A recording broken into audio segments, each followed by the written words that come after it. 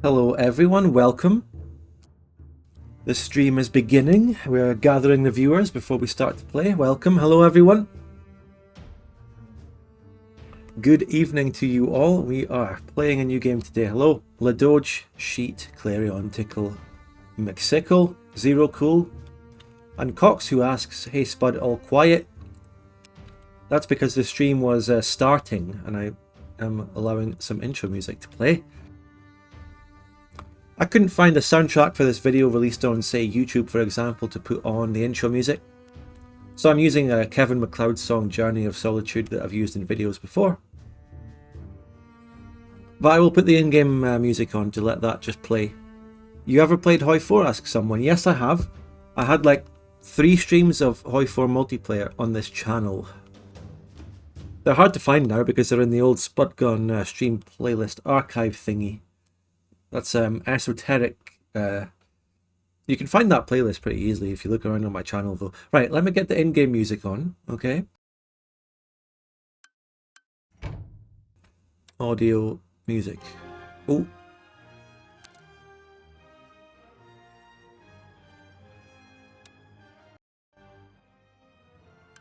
5% sounds good. Nice and, background. Okay, so what are we doing today then, chat? Well, welcome everyone. Get in the channel. Get in. All the viewers. What are we playing? Well, this is the new game. When was it even released? Thursday last week or Friday? One of those days. This is the new game called The Great War Western Front by Frontier Developments. No. By Petroglyph Games, including Frontier. I'm looking at the bottom there. I don't know what that is. Frontier Developments and then some sub-companies or something. Maybe someone in the chat knows better about who made the game. But yeah, the new game, it's a World War I strategy game, which is definitely a genre or a historical period that is oddly not covered in that many games, although there are some, or there have been some in the past. At least compare it to World War II though, and there's really not much on it. The most recent World War I strategy game released was of course Victoria 3, a game which is openly a World War I game because it includes the time period of World War I within its scope of 1836 to 1936. Therefore, it must be a World War I game because it takes place within the game's time period. So that means that this game, Western Front, is a direct competitor to Victoria 3. And we all know how much we've talked about that other game already, but I'm just mentioning it there. But that, on one hand, that comparison and saying that Victoria 3 is a World War I game is a joke and an exaggeration. But on the other hand, it's technically true because they decided to make World War I go within their time period of their game and completely and utterly ignore it, and war in general. But that's not the reason for trying this game anyway. This is a game that I want to try out in its own right. It currently has very good reviews on Steam. I have heard good things about it on the recent community post that I put out asking about it this afternoon. People have recommended me to try it. I have seen a lot of videos. There have been a lot of positive reviews on YouTube. For example, a video by Andy's Take was very praising of it, and lots of other videos, and the game has generated quite a lot of hype and people are saying good things and all that, and I've been recommended it. Just, I've already said that. So here I am. I have just bought it a couple of hours ago. My own money. I'm not getting this game for free. I mean, I don't know why no one would assume that I did anyway, but I suppose you have to say that anyway, and it is a business expense though. A tax write-off, of course. And this is actually the last day of this 22 to 23 tax year. I've just quickly grabbed a little, one last little $29.99. So yeah, this is a game, and I can't really explain what it is yet. I haven't played it yet. This is going to be like first live, genuine reactions and learning the game, and we're all going to witness me doing that. And for those of you who have heard about the game and you're on the fence about whether you want to play it, then hopefully I can help you. Or if you just want to enjoy a nice fun stream of a World War I game, whether you're interested in playing the game or not, then you should enjoy this. By the way, also, before we get in, I have to note some general other things about the channel. Of course, subscribe. Get your primes. Subscribe to the channel. You get access to all the great emotes and you support me. And you can also donate, !donate, to support me. And generally speaking, I've stepped back from streaming Victoria 2 multiplayer live because I am extremely burnt out on that. I wasn't having fun, as everyone knows from the last couple of campaigns I was in. Well, the Monday campaign, I backed out of it and then it ended. The campaign just died. Apparently I was propping that one up, apparently. I thought that campaign could have gone on to have some good Great War or something even without me. I was hoping it wouldn't die by me pulling out of it, but it did, alas. Whatever. Maybe the Spud Gunner, maybe there will be more new good games hosted on my Discord, the Spud Gunner games in the future. You can check out my Discord if you want to join those games. And it's not fully dead, apparently. Well, there wasn't a session yesterday, so I don't know what's going on. Also, I'm stopping the Sunday game as well. I was busy over this weekend for a very special event thing that some people did, and I couldn't make this one on Sunday, but I've also decided to pull out of that campaign for the long term anyway. And I know that campaign was actually a lot better, and it was genuinely interesting. Me and Loco were kicking ass on the Centrals, but still, it wasn't anything about the campaign specifically that just doesn't make me want to play it. It's that I'm burnt out and not enjoying streaming Victoria 2 multiplayer anyway. But I streamed Empire at War with Weevil on Thursday, and I'm going to be doing Open TTD this Thursday with PieChucker and the usual group. So set your diaries for Thursday at the usual time, 5 or 6 PM British time, for Open TTD. And that's going to be another game, and we have very interesting mods and everything and maps to look for. So, I apologise for sitting in the menu this long. Let's actually get into something. We will be, I don't know, what do we do? Let's go into the campaign or the tutorial. Let's see what happens. I'm just click and play. Welcome everyone. Let me get this off the screen. Hold on.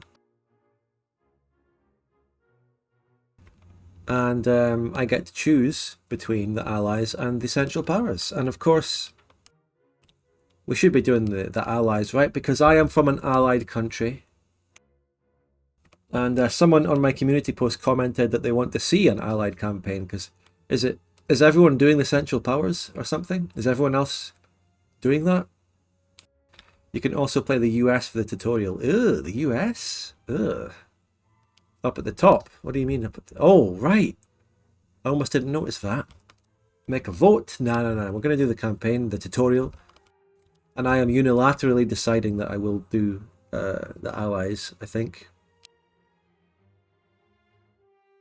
So, tutorial. Let's just learn how this game works. Okay, right. So, campaign start May 1918.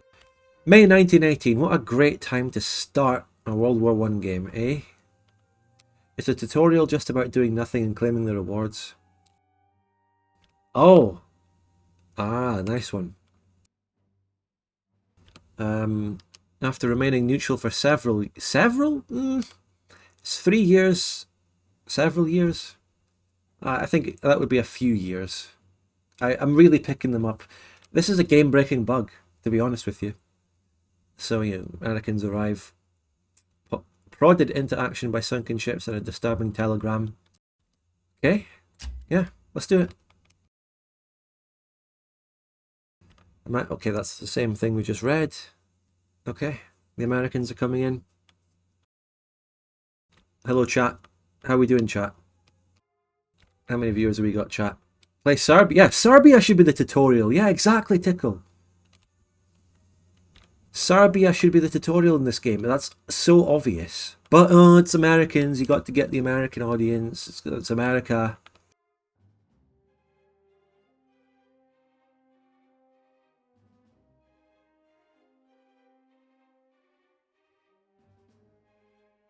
It's the Western Front.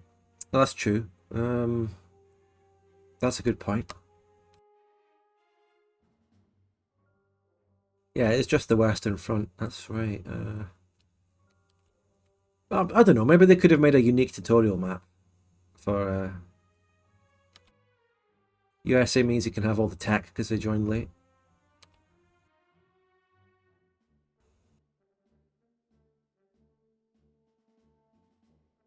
Seems like COD World War II that only has USA and only D-Day.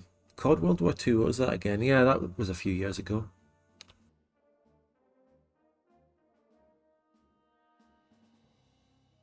This is certainly a loading time, isn't it, chat? Maybe let me lower this. Well, when we get into the actual game, I'll decide how big my chat window on the right-hand side of your screen will be, so that I don't block anything. Okay, here we go. Right, listen, everyone. I lied about my age and joined up when I was 17. Looking back, I was just a foolish boy looking for glory on the battlefield. The enemy had sunk our ships and tried to turn Mexico against us, and they had to pay. My platoon arrived in France in April of 1918. Just in time. General Pershing organized our troops. My unit was assigned to a French contingent for training. None of us had any experience with the new way of fighting, and the trench lines were a bit of a shock.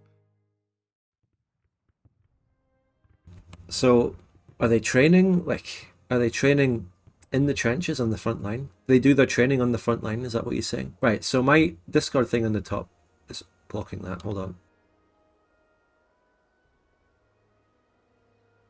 Shove it there. So, bonjour, I am Lieutenant Colonel André Laurent. Welcome to France. I understand you're eager to fight, but this is the Western Front. The trenches are no place for the inexperienced. Okay. This is a big UI. This thing at the top left is big and fat, but that's fine. Okay. So, the top advisor, take that. Okay. Reviewing the oh god, my face is in the way again. You can click the left and right arrows to review previous ones. Okay. This is the theatre map, everyone. This is the theatre map. So I already understood that this game was divided into a theatre strategic map and battles on the ground map sort of thing. Bit like a Total War in a way, but not. It's not like Total War, but it is in the sense that there's a wider strategic map and a zoomed in battle map. That's what you get in this game. So the theatre map it's hexagonal areas called regions, and they're regions, okay. And they're either controlled by us or them. We're blue, they're red, alright, got you. Front line. The front line is where the combat happens. Regions can only initiate attacks on adjacent hexes, okay. Yeah, makes sense. This reminds me of Panzer Corps, don't know what that is. Victory, national will. Is will in the chat right now? No, probably not. National will represents the feelings of the home nations towards the war. How likely they are to enlist, buy war bonds, or support the war effort in general. Okay, that's how you win the game. Push the enemy to 0. This reminds me of World War I. Wow. Hello, Eye of the Tiger. Capitals. Oh, Kreuznach. The second way to win the game is to capture the region containing the faction's command HQ. For the Allies, the command HQ is Paris. For the Central Powers, the command HQ is Kreuznach. Okay, interesting choice. Is that a real historical base or an HQ of Germany? Military leadership or something? Or is it just conveniently located, just happens to be a city on the edge of the map boundaries that they chose? Who knows? Okay, right. Theatre map navigation. When you come out of the battle into the theatre map, does it say political view? I wonder if it says that. You can move using WASD, okay? I prefer to use the middle mouse. Or I don't know, it depends what I'm using as my push to talk key. WASD. It's not a very big map to zoom around anyway. Okay, here's Alsace-Lorraine. There's Switzerland. Here's Belgium. Luxembourg. Hello, I'm making a break. This is the campaign, this is the tutorial. I'm taking a break from studying histology. I want to end myself. Well, welcome, Zyko. Okay.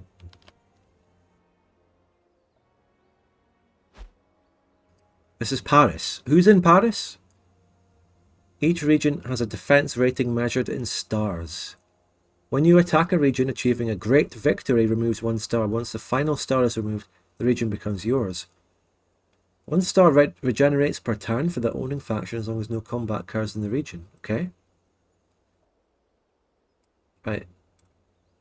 Stars, region bonuses. Okay. Yeah, they have inherent bonuses. This one has the fact that it's the HQ, and this is like deployment, so I would say a rally point where people spawn units and companies. Military units can be moved on the map. Units can have different names but act the same way. For example, an infantry corps and tank battalion are both units. Units can have different names but act the same way. Yeah. Each unit contains a selection of smaller groups called a company. The type of company is found, okay, a unit and then divided into a company. Okay. We are looking at hoi 4-ish stuff there. Okay, events happen. Yep. Okay. Information bulletin reinforced Chateau Thierry. Intel is expecting a German assault. French command requests. The newly arrived Americans. That's me. That's me. Okay. View objective. We're defending this with the newly arrived Americans. You must achieve a victory of great victory level to remove a star from a region. When a region is lost, defenders will retreat to the near friendly region. Siege artillery will be lost. Okay. So a bit of this game looks nice, says Zyko. Yeah.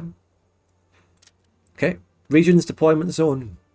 Remember that each nation has its own deployment region for bringing in new troops and supplies, as shown in the bonuses section. Deployment lines are Kreuznach for Germany, Paris for France, Calais for Britain, and Les Mureaux for America. 3v1. It's a 3v1. And this is my deployment. Infantry, tanks, aircraft, and siege artillery. Okay. I've got 6 infantry corps here of Americans. Okay. Select 3. Have new orders. Okay, I've selected 3. Right click on the target region. Move out. Stacking. Units of the same type will stack on the map even if they are of different nationalities. So what have we got here? We've got 4 French units. Okay, we've got 3 French infantry on French air and the 3 Americans that I just moved in. And that looks like it's saying we've got 2 British artillery pieces as well. Don't know where that came from. Units can either attack or move once per turn. Your units can defend whether they moved or attacked, but they can initiate an attack. Yeah? This unity of command. How many viewers have I got? Let's look. Okay, and no subscribers though. Subscribe to the channel. Support the channel. Okay, so mixing units from different nationalities in the same region can reduce morale. Understandable. They don't speak the same language unless they're British and American. Do they have an Eastern Front in this game? No, the game is called Western Front. Okay, so... Oh my god, we've even got Canadians and Australians. And Indians. There are 3 groups. Group 1, France is Group 1. I don't understand. There are 3 groups. Britain, Canada, Australia and India form Group 1. Okay, so Britain and the Commonwealth are one faction. Okay.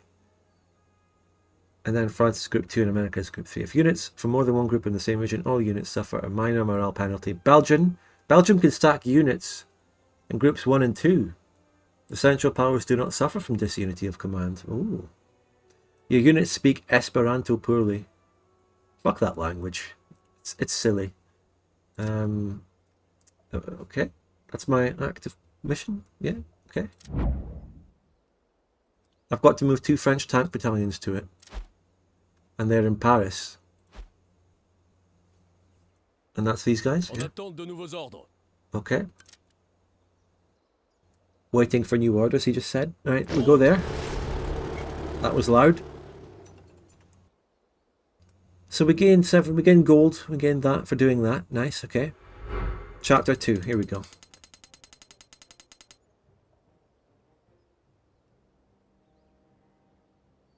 Language barrier goes into the gameplay, yeah. What about language barrier between different German regions? Do the Prussians really want to fight with the Bavarians? Do they really? Does that not cause a morale penalty? Come on. Gold reserves, where are they? On the okay, bottom left, there they are. French people will be like, yeah, very good, Zyko.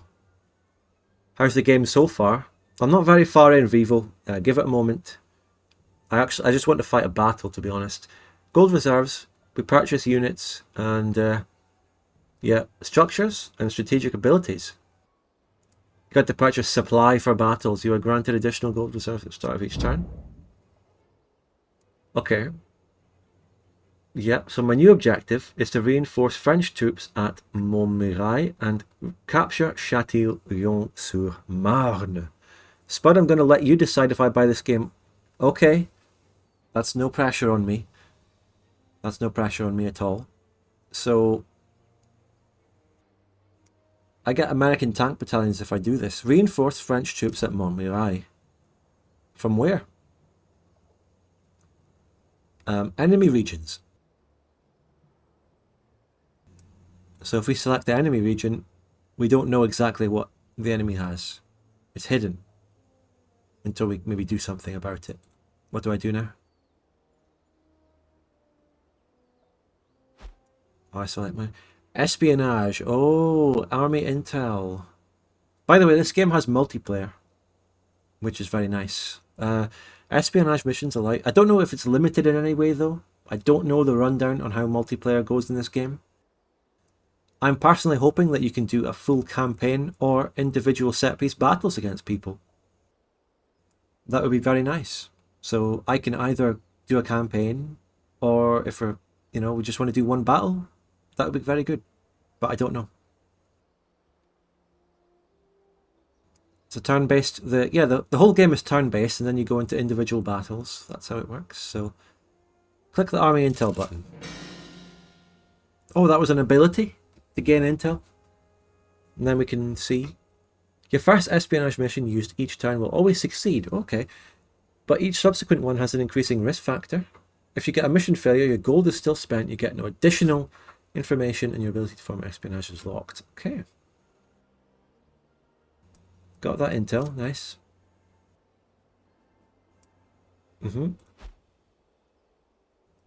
So we've learned that Germany has 4 infantry corps here.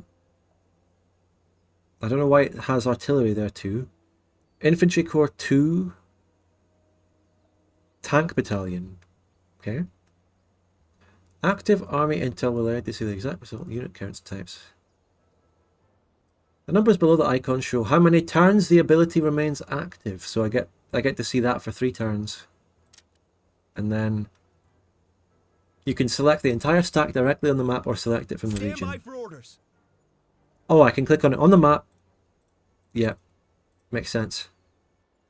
Language did cause problems for the Italians, mostly because people from different parts of the country couldn't understand each other, let alone understanding officers' orders. I'll tell you who the worst country in the Great War that suffered from language problems was, and everyone knows. It's obvious, right? Can you guess it, chat? Which country in the First World War suffered the most from language problems? It's obvious. Come on, guys. You should know. Tell me. Britain? No. Austria-Hungary, correct, Ladoge. Yes, that's right. Absolutely Austria-Hungary. I mean, wow. How could you even begin to have an army in that country? Well, I read about it in a book sometime. Obviously, initially Austria-Hungary was fine. They had their army split up into nationalities nicely and neatly when the war started. But as the years went by and they suffered massive defeats, it was an absolute nightmare to reinforce their units. They had to merge different nationalities and languages together. They couldn't reinforce certain units of certain languages. It was an absolute horror show for them. And one fun fact that no one probably knows here is that there were actually English-speaking brigades or units in Austria-Hungary's army. The reason was that the officers were just educated people who spoke English, and the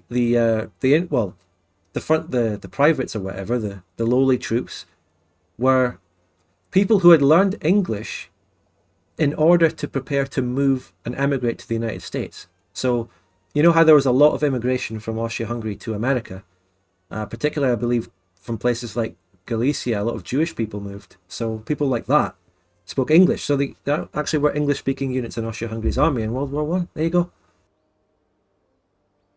I read that. It's fact. You can look it up. And right, what were we doing? Sorry, I was getting into the fascinating history because it's just this is a game full of history. I heard that 8th Army march into Serbian artillery training field. Yeah, maybe. Don't know. A lot of Slovak people moved to the US at the time. Yeah, yeah. Fun facts with Spud Gun.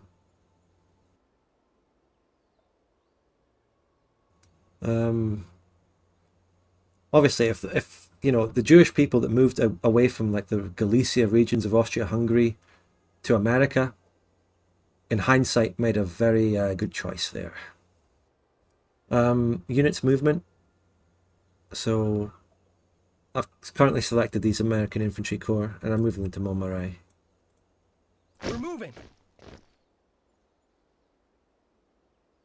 Purchasing new units on the purchase menu. Oh!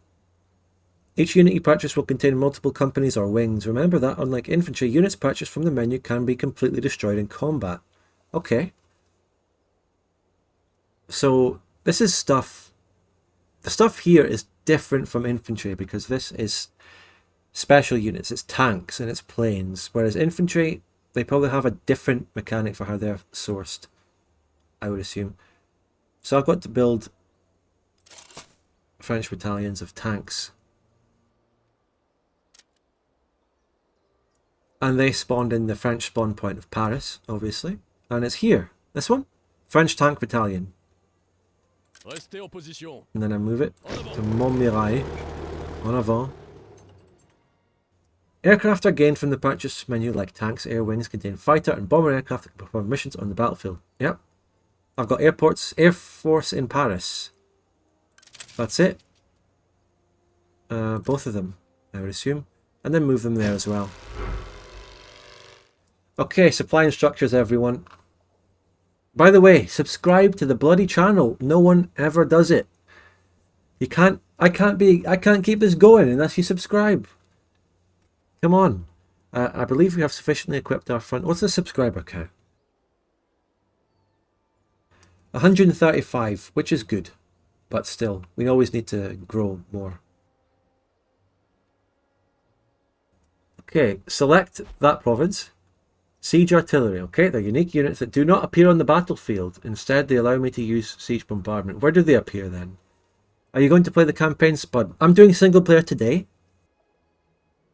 And I assume I can organise some multiplayer streams in the future.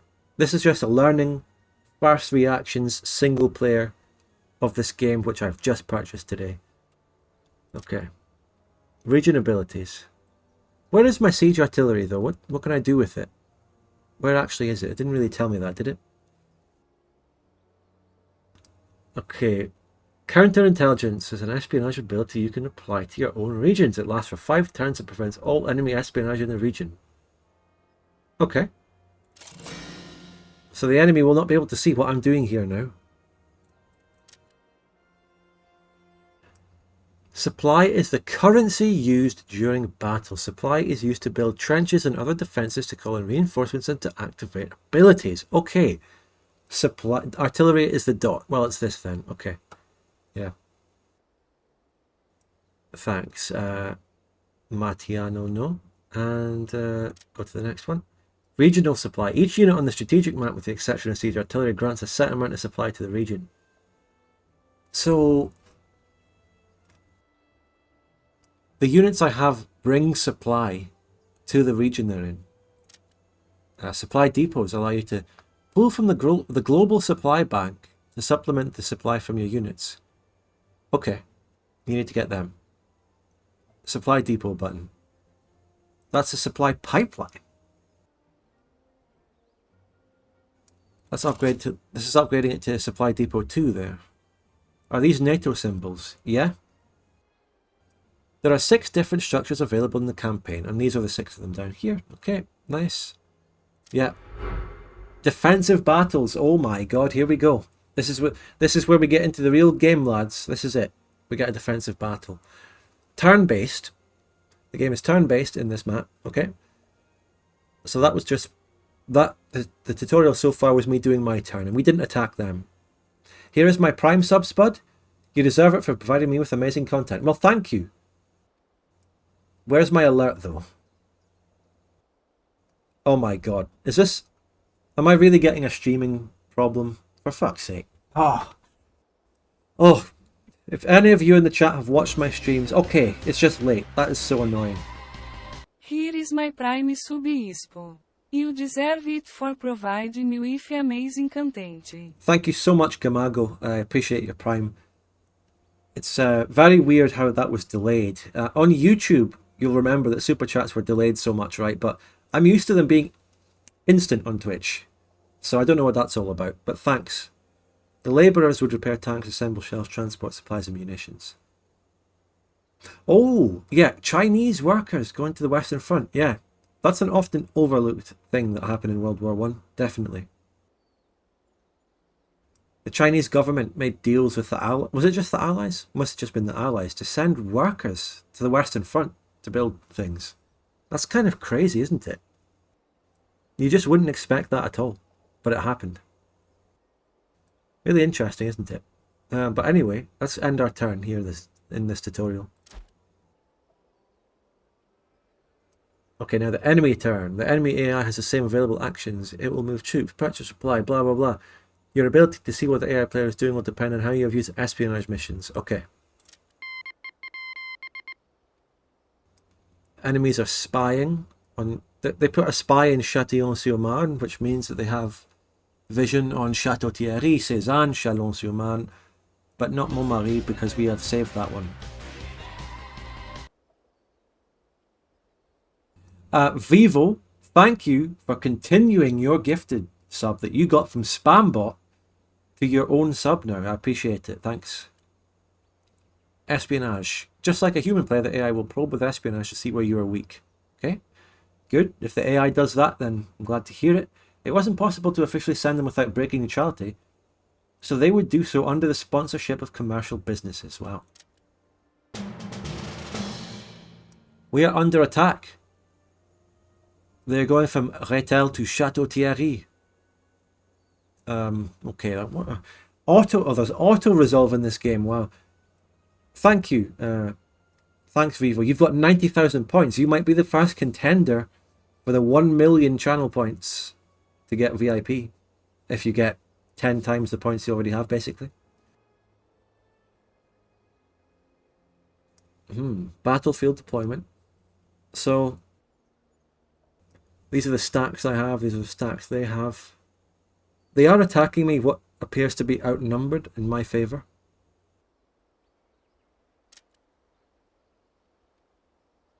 Army breakdown. While you're always able to see each side's total morale and what you're bringing into battle, you'll only be able to see exactly what the enemy's bringing in if you have intel. Okay. I like that there is a secrecy in this game. You can't just instantly tell what the enemy has unless you invest in espionage to find that out. Tanks are very powerful. Enemy artillery seems to know where your men are a lot. Okay. Supply and modifiers. Okay, so this is the complicated part here. This deployment pane will show a great deal of information about the upcoming battle, including the region, who is the attacker, and special modifiers. One of the most important things is the available supply. I have 2,000. And that gets broken down into core, which means something. I don't know. It's all about supply. It's all about supply, everyone. The general vibe of AI have cheats still exists here, just be warned. Okay. You seem to know a lot about the game already, yet you are the one here you're making it so that I decide if you buy the game or not. But you know about it more than I do. So, the likely outcome, based on auto-resolve, yeah. You checked out the reviews on Steam. I briefly checked them out as well. And they're positive, so... okay, let's do the battle. Let's see what happens. How does this work? Let's go. That's the French and British flag under my face there that you can't see. I will put the music back up in volume a little bit, I think.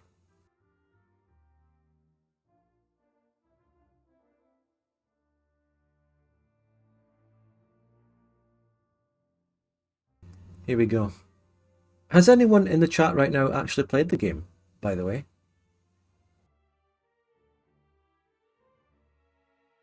Just curious.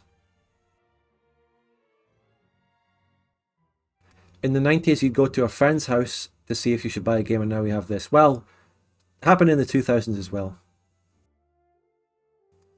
So I am being a real influencer here, aren't I? Okay, continue. All battles begin in the pre-battle phase. Wow, okay. Scrolling with that middle mouse button. Right. This is like zoomed out Verdun. I watched Remy play once. You've seen people playing it? Okay. All battles will begin in this phase. It is okay, maybe it is a bit like Total War then. You get deployment. How's my frame rate and all that? Frame rate is looking good. It's looking fine and all this. And then there's no man's land. Okay. So this is my territory. I get to deploy my units and build how I want. The camera controls on the battlefield are the same as they were for the theatre map. Yeah. In addition, you can click the mini-map. Okay. Persistence trenches. On your first time fighting in a specific location, the battle will begin with a few pre-placed trenches. Okay, so if you build trenches, they stay there. Makes sense.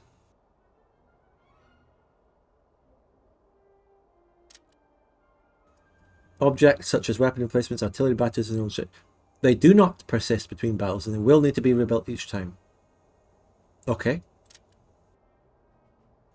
Enemy trenches also persist. What is this? Persistent world?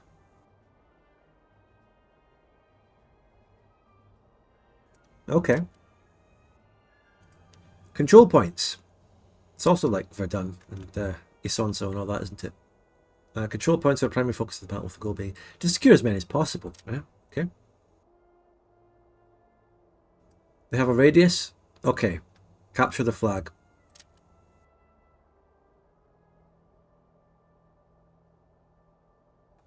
Okay, command trenches, you have to go in them. Infantry assigned to the command trench are completely immune to damage from the outside. In addition, the command trench is immune to siege artillery blasts. However, infantry stationed inside cannot fire. Okay. The total supply you have in the battle is determined by the number of units and the supply depot level in the region on the world map. So you build your supplies in the world map, but when you're in the battle, that's it. You're limited to the supplies you have. Trench tab. In general, trenches protect your infantry from harm and allow them to move around on the battlefield in relative security. There are multiple levels and types of trenches. Oh, I like that idea of lots of different fancy types of trenches. I like that. Firing trench. Okay, right. Right. Basic, improved, advanced. All of them provide immunity to rifle fire and limited protection from artillery shells. The better the trench, the more protection. Improved firing trench. Costs 30 supplies. Okay. We've got some kind of grid-based building here. By clicking on the trench button, you enter placement mode. Yep, you can place the trench in any valid location. It will turn red for invalid locations. Okay. I've got to build an improved trench now. I can't seem to move right now. Okay, so I'm just building it there, yeah? There's something already there. What's already there? There is already a trench there. Okay, let's put one there. I can't actually see the trenches. Multi-place. While in placement mode, you can place as many of the same object you want. Yeah. I can't move. I can't seem to move. Build another improved trench. But where? I can't move. Just put it... Try and put it there, I guess.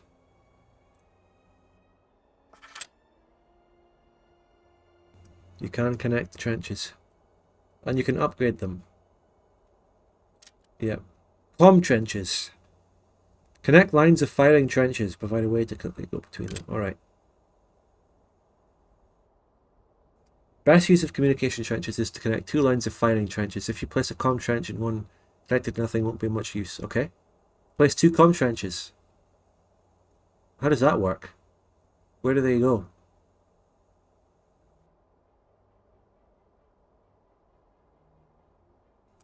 What if I go there? But then, how come they're only going horizontally?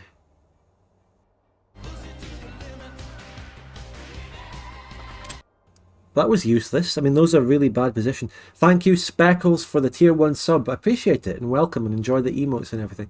It wants you to put them on the bottom trench, right? Maybe it does. Bunkers, here we go. Blockhouse trench. I'm a little bit confused by that. I didn't really get that. Didn't really teach me how to do that well.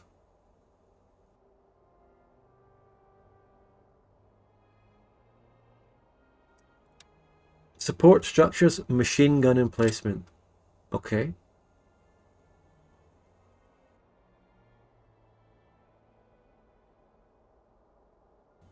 Place 3 additional MG nests. Okay, let's put one there to guard that direction. Okay, let's put 2 there to get a nice wide firing line, and 1 there. Our engineers can reinforce your weapon emplacements if you feel the need. It'll dig heavily into our supply. Spurs. Levels. Both machine guns and mortars have 2 versions, standard and reinforced. Okay. I think it said you can use the scroll on the mouse to rotate. Right. I'll delete them later. Care for artillery when putting MG together. How do you know? Have you played the game? Yeah. Barbed wire. Slows enemy infantry to pass to a crawl, allowing you to build more time to fire at them. As enemies pass through, they damage the wire until eventually it will snap and be destroyed. Snap. Wire can also be destroyed by artillery fire, bombs, and crushed by tanks. Okay. My own people are immune to my own wire. Where's razor wire? I saw people cry for that, just saying, Spud. Okay. Maybe I'll move one. More deadly barbed wire. Okay, let's get the sound of the music up, by the way.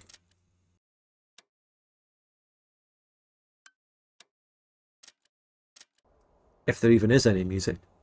So razor wire damages them. Where even are these things, though? That's barbed wire. Observation balloon.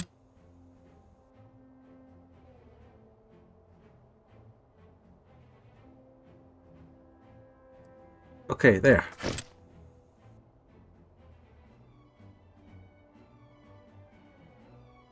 Command cap. I can only have a certain amount of units on the battlefield at a time. There's your limit. There's your troop limit. That's in every RTS.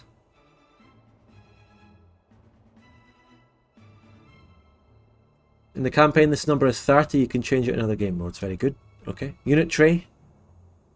If a unit uses command cap, it appears in the unit tray in the bottom center of the screen down here. I currently have some pieces of artillery. Artillery batteries are visible in unit tray.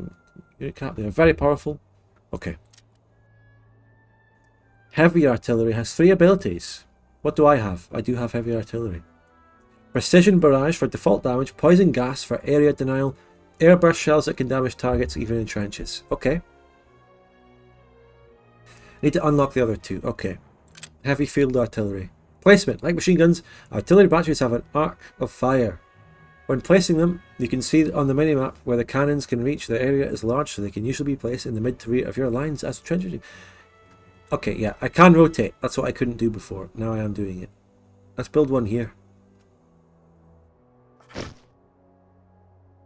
Artillery abilities have a cooldown. Place another heavy artillery. How about here? There. Troop deployment. Here we go. Ooh, look at these guys. Infantry companies cost less supply to deploy in pre-battle, but they must be placed into trenches. In addition, infantry placed during pre-battle may be subjected to siege artillery barrages before the battle starts. The cheaper cost and starting advantage must be weighed against the risk. Okay. Nationality bonus. Oh. Nationality bonus. French infantry, American infantry. They don't get along very well. Germans are fine. Click the American infantry button. Okay. Interesting.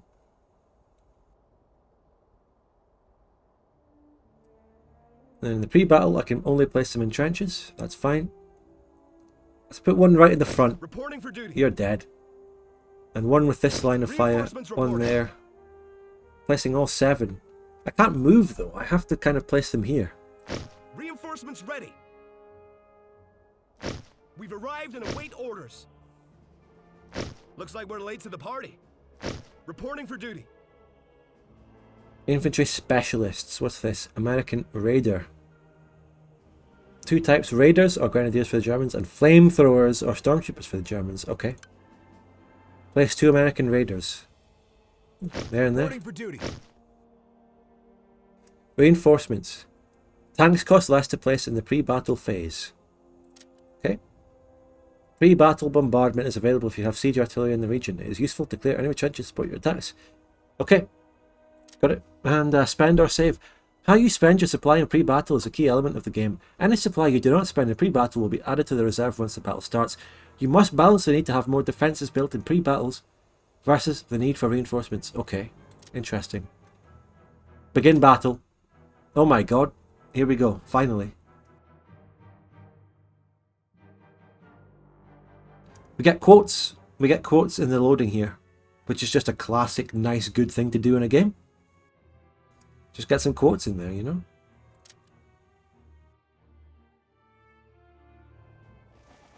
Alright. Transition to the tactical battle phase. All of the objects you placed are built, and the troops you deployed will man the trenches. Normally the battle clock will begin counting down, but we've paused it for the tutorial. Okay. We've got nothing over on the left, really, because my screen was locked on the right for the deployment. Pre-battle bombardment. The transition phase includes any days of siege bombardment that were purchased in pre-battle for both players. Strange. Bombardments have a chance to destroy police-placed trenches and mine inside them. Okay. Potential bar. The red and the blue bars at the top of the screen show the combat potential for both sides related to each other, representing available units and supply for both sides. Okay. Right. Victory bar at the top. Right. Great loss to great victory. The pointer will adjust based on scores by both sides. Yep. A, B, X, Y. Control point shortcuts. And that you move to them. Control point meter. Okay, for capturing. Yeah. Capturing. Move an infantry company within the capture radius. Faster meter fill. Must fill it entirely before leaving the area. Okay. Reinforcement range. A control point that is lost or contested. Yeah, okay. Reinforcement points. Yeah. I want to get to the battle now, okay? Each region is tied to reinforcement points. I can see them. Yeah. They can never be captured. Reinforcements. Let's bring them in. Once you click the button for a unit, you can click the ground to set the destination. Unlike pre-battle, units can be told to reinforce into open ground or to a trench. Let's put one there. Reinforcements reporting.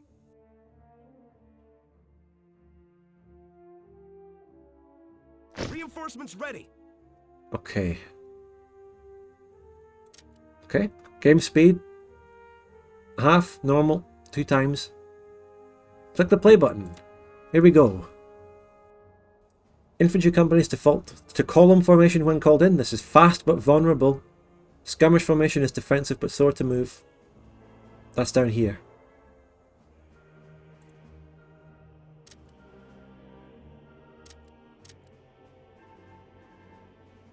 Here they come. Here comes those Americans that I just brought in.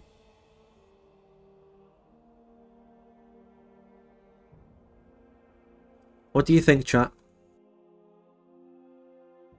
Formations? Yeah. Units and structures like weapon emplacements can see across the battlefield, but only so far. Where they cannot see is called fog of war. Distance sales trench. Obscure your vision. Battlefield? Yeah. Raise balloons. There's my balloon. Am I raising it? Raise all observation balloons. We get to see more of them.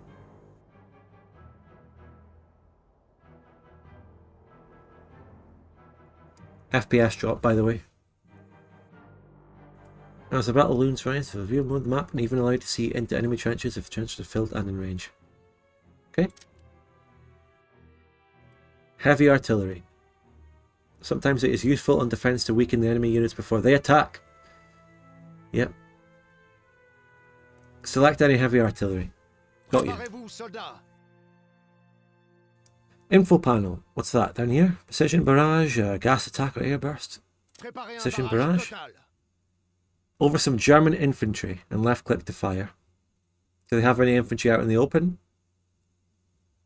No, not really. Let's hit them. Now we get to watch this happen. Stay alive, chat, by the way. Don't be a fucking dead chat.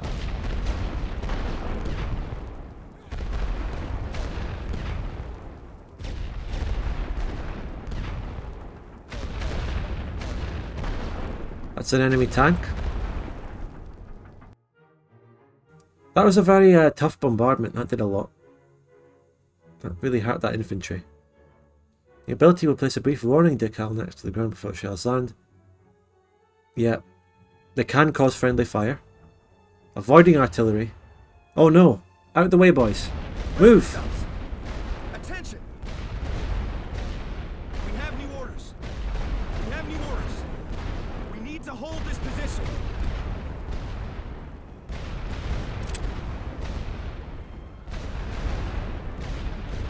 Well, for me, the FPS is really bad and the graphics look weird from the distance. Infantry and morale, yeah, health and morale. Health bar green, morale white. The health bar displays how many troops are left. We've just lost nearly half. Stand by for orders. Low morale units do not suffer from damage reduction and will still follow orders, but their usefulness is limited since they are so close to breaking. Sometimes it is better to withdraw low morale units to avoid the additional casualties. Okay. You actually want me to withdraw these guys already? Ready yourselves. The brass wants this piece of ground. On the line.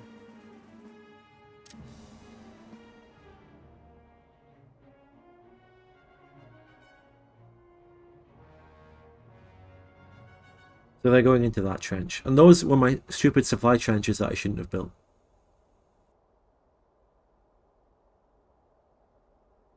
Normally, enemy units in trenches can't be seen moving unless you have infantry near their trench lines. Raised balloons can see into the trenches from further away.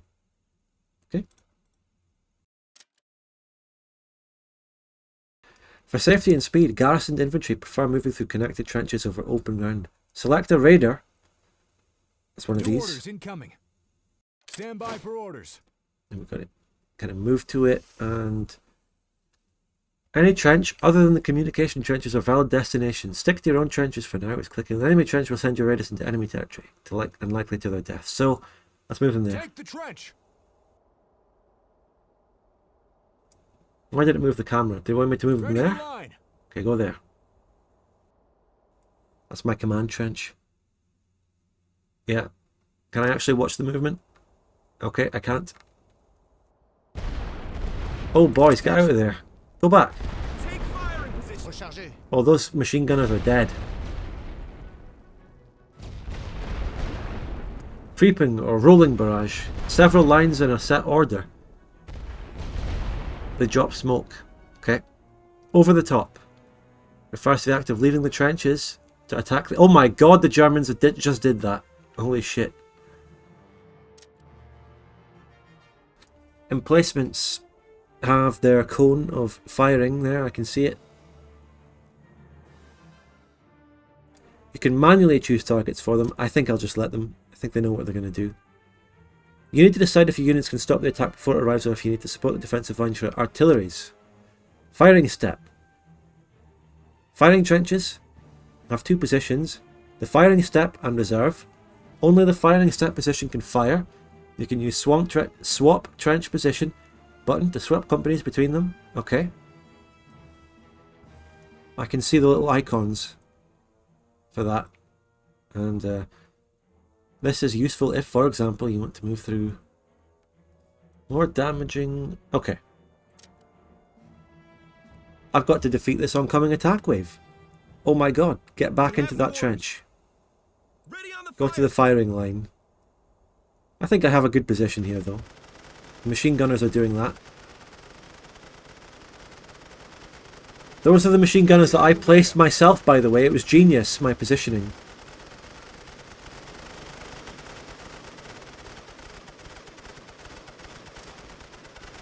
We have new orders.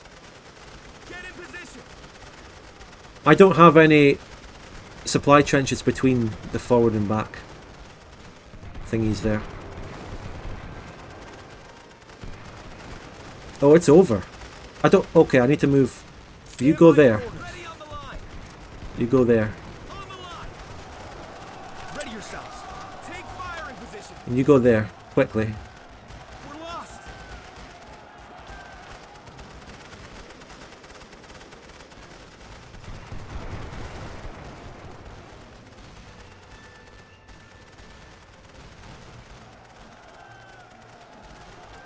Do I still have a machine gun left? No, I don't think so. Enemy artillery! Get back, get back, get back. Oh god. Back to the rear.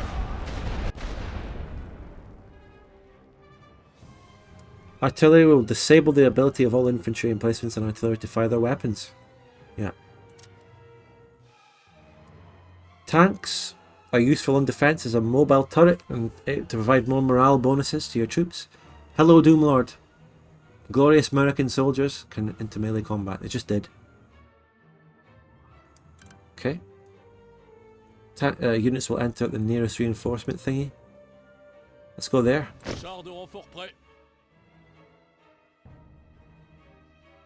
I've got to get 2 of them in. Oh no, they took my trench. Can I artillery bombard that? Yeah. No, I can't. I guess I can't do it in my own lines or something. Just bombard them. Look at them, they're out in the open. I'm not watching my tank enter the map. Oh no, they moved. They're so smart. Let's do it in front of them this time. Watch this.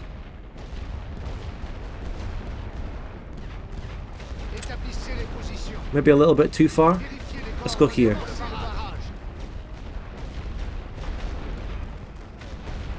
Oh, that's going to do a lot of damage. That was perfect.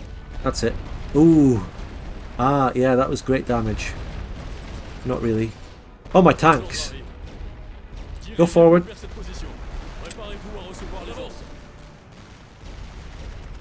Oh, they can't just go over trenches.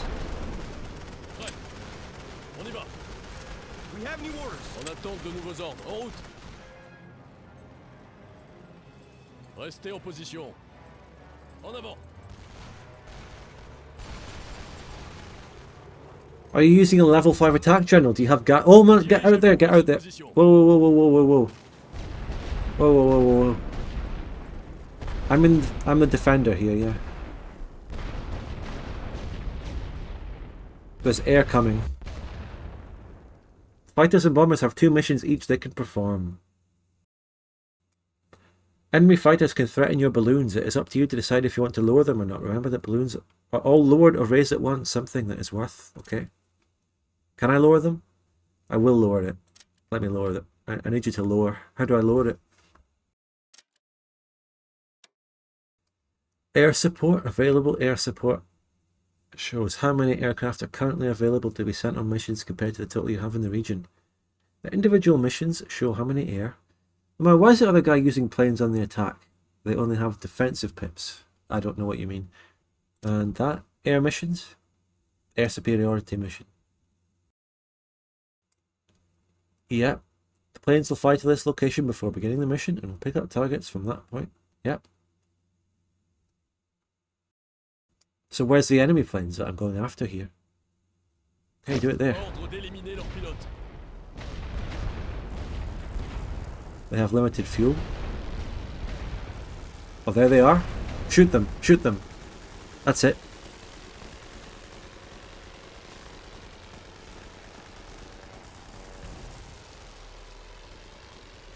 Oh, you shot mine down.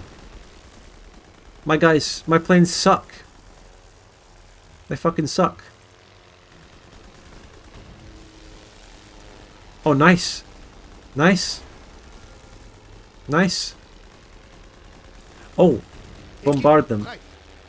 Établissez le barrage. Avec toute l'artillerie. Préparez-vous, soldats. Préparez un barrage total. Préparez-vous à recevoir les ordres de tir. Rechargez pour un barrage de zone. Give them a barrage. Nice big barrage.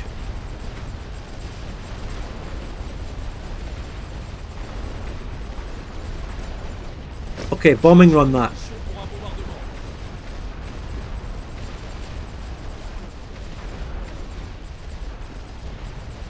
That should be devastating. Look at that bomber. I've seen some thumbnails in my feed, but I have not checked this out. Which is weird since I love the World War I theme. Yeah, fair enough. Did that even bomb anything?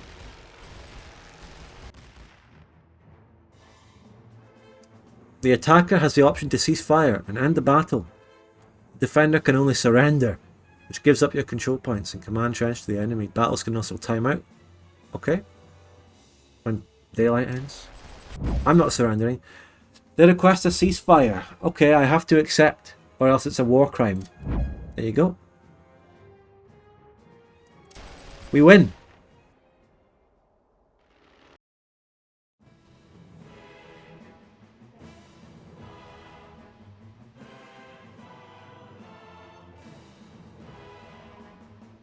Good job, everyone. Payout, the channel point prediction. We won.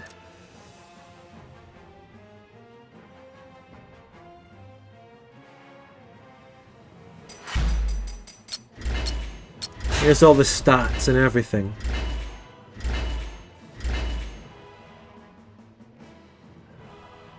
The debrief gives you an overview of how well you did in the battle. It's broken into 2 screens. Oh, I might have just quit out of it too early. Because the game was... it was directing me to do that. Okay.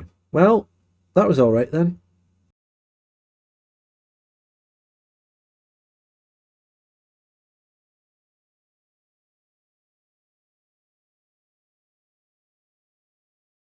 We've got a very awkwardly silent loading screen. Okay, here we go. So that changed the national will of everyone. Very good. After the battle, you'll be presented with the results in most cases. The cost of the battle will be gold reserves for unit replenishment, supply that was spent, national will. Okay. Battle results. A high casualty count can penalise the national will results for a battle. All regions that engage in combat will also suffer a battle fatigue, which lowers infantry morale. Okay.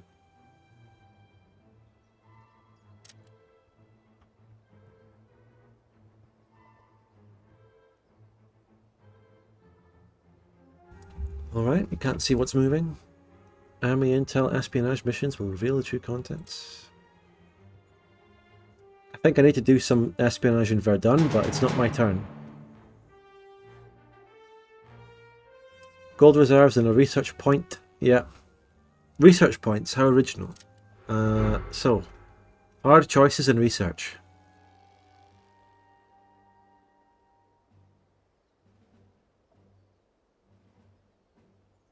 Star regeneration. Any damaged territories? Okay, everything recovered a star. Very good. Okay.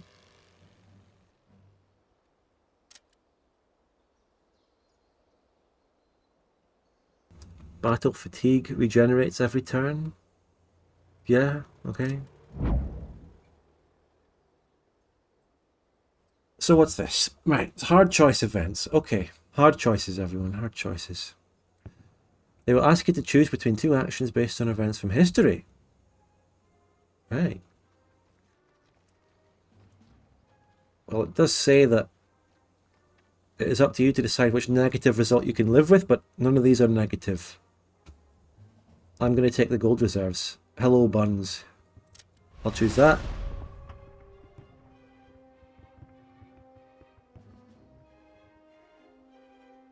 And then there's a result. Very good. Okay, research points. Let's look at the research tree. Wow, okay, what is this?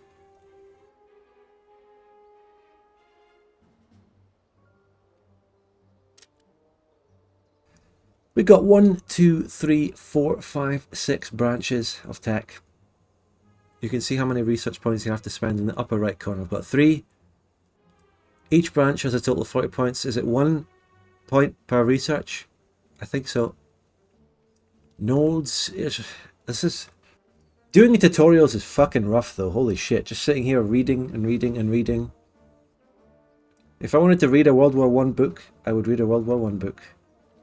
Hopefully this tutorial doesn't drag on too much longer. You can hover to get more info. Wow, you know that thing in Victoria 3, Paradox's UI, where when you hold your mouse over something, there's a little circle that fills up and then it holds it. And then after that circle is filled up, when you click off of it, it kind of stays or something. It doesn't go away. Yeah, this game is just already so much better in UI. You just hover over it, it appears, you move away, it goes away. None of that hovering and filling up a bar nonsense in Paradox modern games. The Union Jack inside the French flag is so cursed. Well, maybe that is what the flag would have been in alt history, if France and Britain united in World War II, which was some kind of proposal. Got no Twitch notifications for the Spudge stream? Make sure you turn notifications on. Spend 3 points on death from below. Okay. This is undermining. Apply. Okay, that just put all 3 in. Dual monarchy, that's right, guys. Turn them off and on again. Offensive battles. Oh no, I need to attack them. The time has finally come. I can see the enemy in here.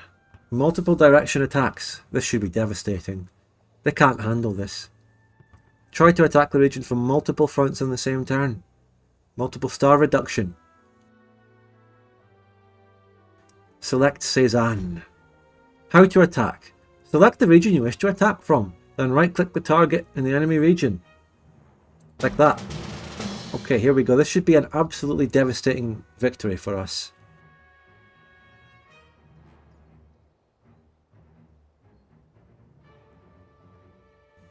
Wait, it wants me to auto-resolve? No! Auto-resolving already is not a good start. I just want to fight the battle. Okay, auto-resolve. Stalemate. Wow. But I could have won that if I did it myself. We both lose 7. Come on.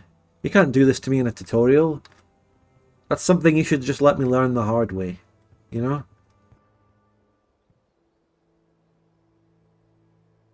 I don't like this mobile game tutorial. Do you think this is sort of like a mobile game? Do you think so? I mean, the hexagonal map, everything. What do you think? What do you think of the overall map here? Can you think of any games like it? I guess Civ is like it, but this is just pure war. What do you think, chat? I don't know. I mean, it's fine. It is quite just a small map, but given the amount of tiles there are and everything, it kind of is balanced. And the tutorial is mobile game. Yeah. Select Cézanne. Post-battle fatigue. To be fair, if there wasn't a tutorial, you would complain that there's too much to learn. Do you think I would specifically complain about that? Or is it just everyone would? That's why people don't get into Vic 2. If you look closely, all map games use hexagonal playfield tiles, even Hoi 4. Society. You know, maybe they could have done a voice-acted tutorial. What do you think of that, chat? Maybe a voice-acted tutorial. So I've got really bad morale here after a stalemate battle. Supply conversion. Fielding units, building trenches are all can rapidly drain supply. You can use the purchase menu to buy supply with gold reserves. Ah. 5 times per turn. They're not an AAA company. Voice acted tutorial would have been great, yeah. Voice acting is expensive as heck though. Voice actors charging an absolute fortune just to speak. They're very out of fashion. I don't give a fuck about the fashion. I've got to close that menu. Select. Okay, now this is the real attack. Please don't make me auto-resolve this. Come on. Okay, here we go. Yes, this is more like it. Here we go. Oh, we gave the enemy a lot of fatigue with the first attack, and then we do it again.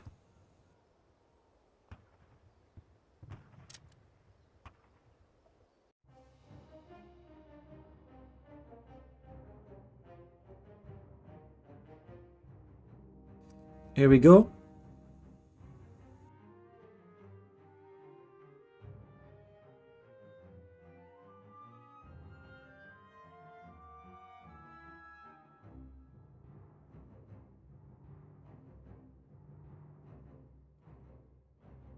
The real price there is partly because voice actors have a good union, but also because it just takes a lot of time to do voice acting, both for the people doing the voice acting and the people directing and implementing it.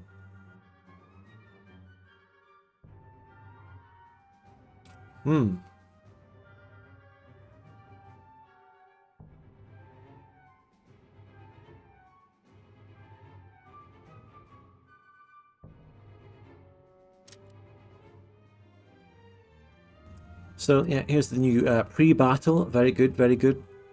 I can set up trench lines. I wonder, what's the point of making trench lines if you're the attacker? You know? Wow, this place already has a lot of trench lines. That's a lot.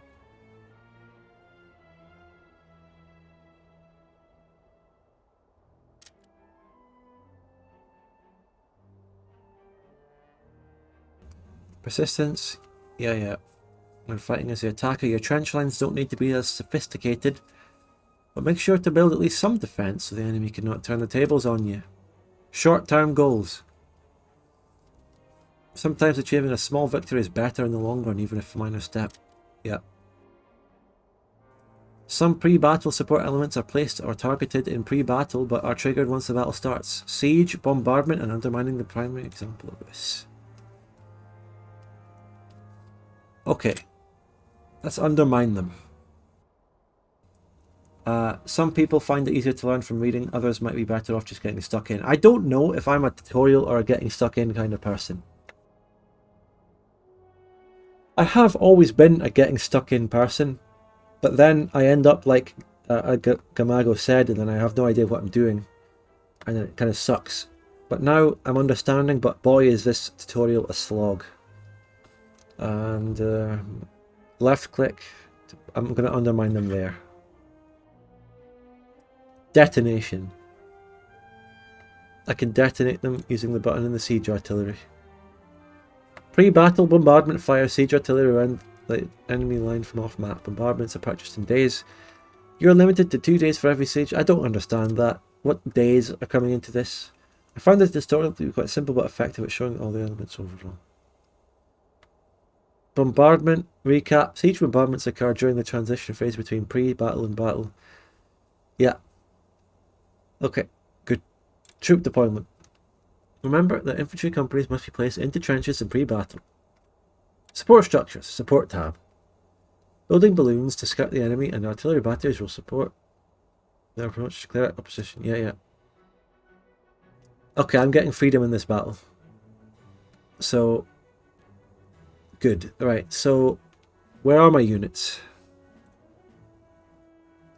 Where are the ones that I can deploy? Troop deployment. There they are.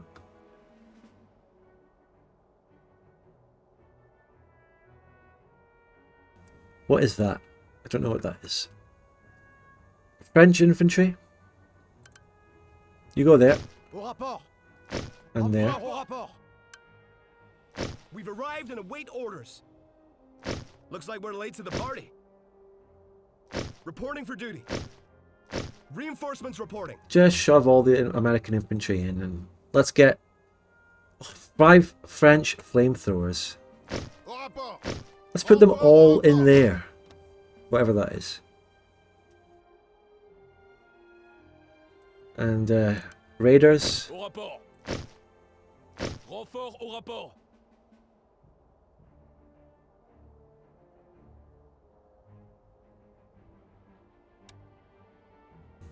I can't really be bothered building any new trenches. I think this map already has a big trench network, clearly. And we maybe need some infantry over here as well. Au rapport. Renfort au rapport. Prêt. Reinforcements reporting. We messed up the nationalities, that's for sure. Begin battle. Okay, here we go.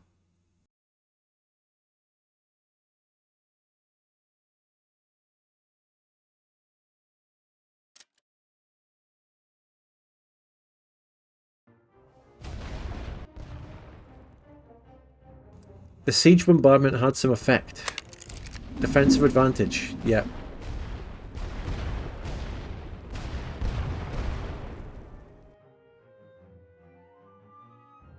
Supporting an approach with artillery and/or tanks will greatly increase the chances of success. Softening a target. You can weaken an enemy position in several ways. Aircraft, and so on. Siege artillery. Okay. Undermining. Undermine. Okay, let's watch them get undermined. That's big.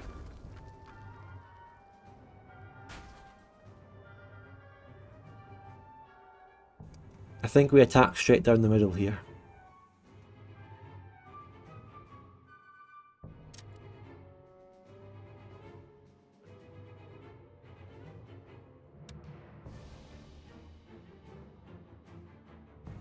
Right, we use bombers. They want me to do a bomber run on Y, do they? How about, let's bomb that. Oh, I can't. I have to do this. Chargez les bombardiers pour les cibles terrestres lourdes. Okay, this is where everything I've learned comes into effect. So let's bring in the tanks and do an attack with them.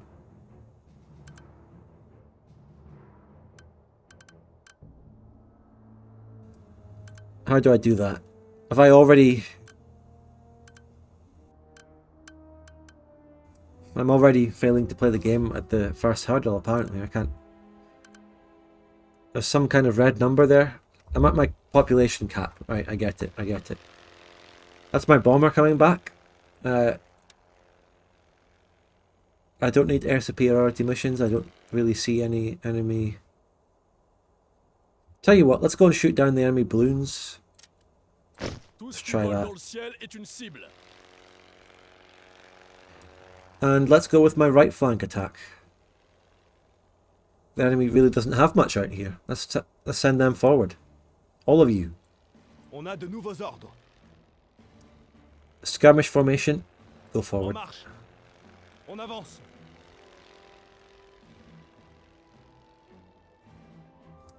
Are we shooting down the balloons? Shoot them down. The game said that could happen, right? So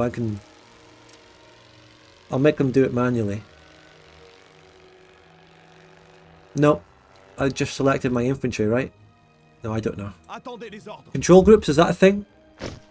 Oh yes, you can bet they are, lads. The game gets a point for that, even though it's kind of obvious and it's not really that noteworthy that they're in the game. It's just natural. It should be. We're just flanking them here. We're just flanking them. That's all you need to do. On a de nouveaux ordres. Attendez les ordres. En marche. Tenez-vous prêts. Feu à volonté. We destroyed a balloon, and we're completely flanking them. Le commandement veut cette position. Oh, we can do an artillery barrage quickly, right? Chargez l'artillerie. Vérifiez les coordonnées pour le barrage. Établissez les positions. Établissez le barrage. There really isn't anything there to barrage. Attention. On tient. That French accent is pretty racist, but it's a real French accent, isn't it? It's just French. The French trench. Look, we flanked that. Oh no, don't tell me they can turn round. You can't just turn round like that. No! You can't just turn round in the firing step. It's not fair.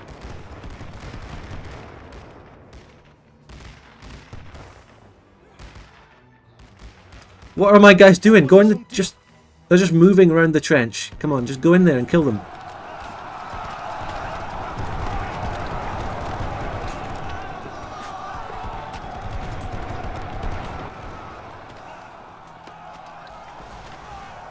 Équipe prête. Préparez un barrage total. On a de nouveaux ordres. Okay, we won that. Let's just go and get Y. Chargez. Tenez-vous prêts. Attention, feu à volonté.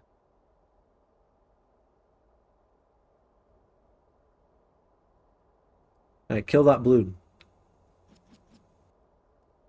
Préparez-vous, soldats. Préparez-vous pour le barrage. Tirez avec toute l'artillerie. Préparez-vous à recevoir les ordres de tir.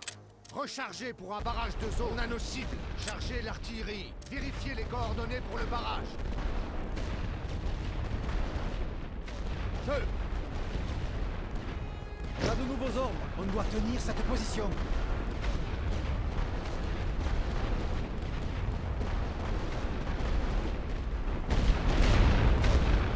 That's a machine gun, and it's kind of facing where I am, so let's be careful, right?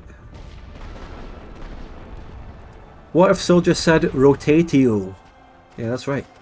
Oh, he's shooting at us. Get back, get back. Bombard it. Suppress it, and then attack it. That's it.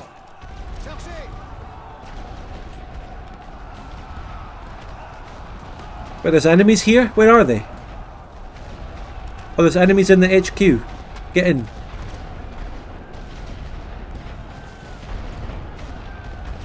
Have I just died? Oh no, that's bad. No, I think I win, but it's not very convincing. Let's bring forward the flamethrowers.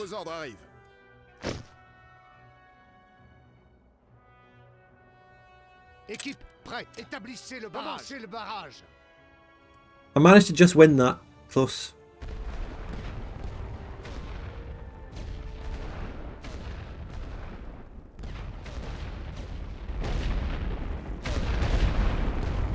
Attendez les ordres.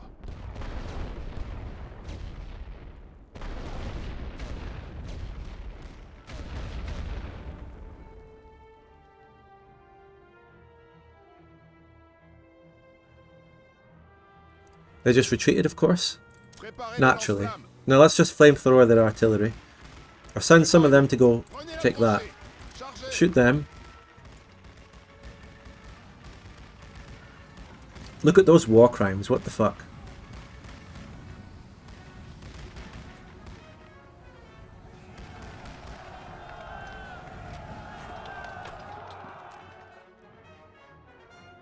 Attention. Balayez la zone.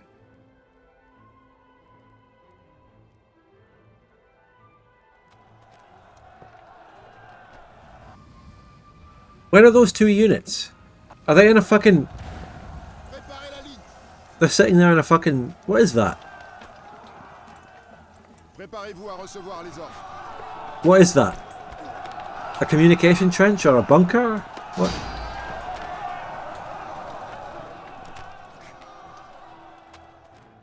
De nouveaux ordres arrivent. That's a bunker. Choisissez vos cibles.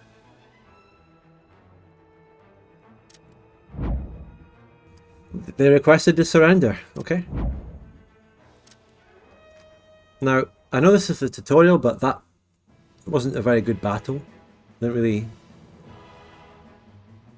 I just hit them with artillery, I charged around on the right, killed them all, and that's it.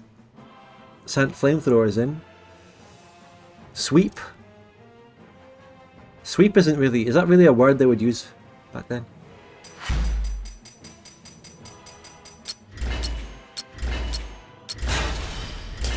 That's a decisive victory.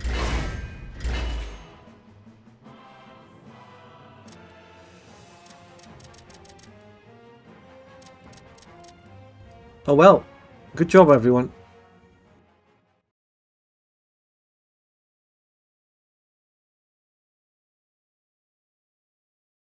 You would make a fine World War I general for future generations to learn from.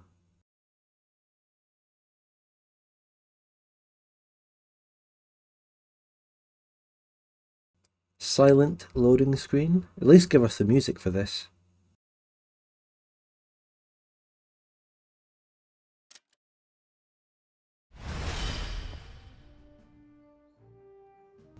Okay, what did we just capture that? Yeah, we did.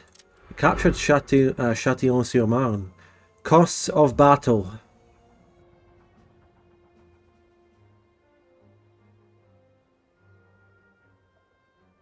Okay, star level goes to 1. New units move to it. All enemy forces retreat to the nearby friendly region except for siege artillery. Siege artillery is lost. Must be replaced. Select this. If there are existing structures in a captured region, those structures are taken over by the new owner, though you can research the ability to destroy them before the enemy can take them over. All newly captured regions regain 1 star immediately, and they will regain stars over time. There's the buildings. Got you.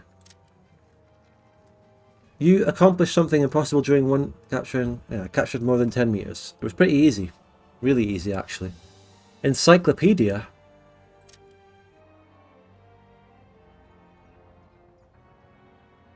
I guess that's good. You get info about everything in the game. That's nice. And it has a nice portrait for everything. As someone who is overseeing and watching the development of OpenVic 2 and all the historical things, images that they're gathering for the researchers, I can really appreciate the effort that these developers went into in getting these pictures to go with all these pieces of information in the encyclopedia. Even if it's something that I don't see that many people actually clicking on, to be honest. I mean, look at them. They've got a different, a different photo for each thing. It's really good.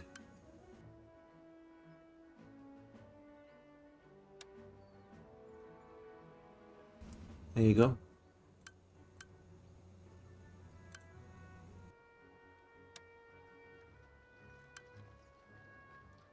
There's Willie and Joseph, Franz Joseph.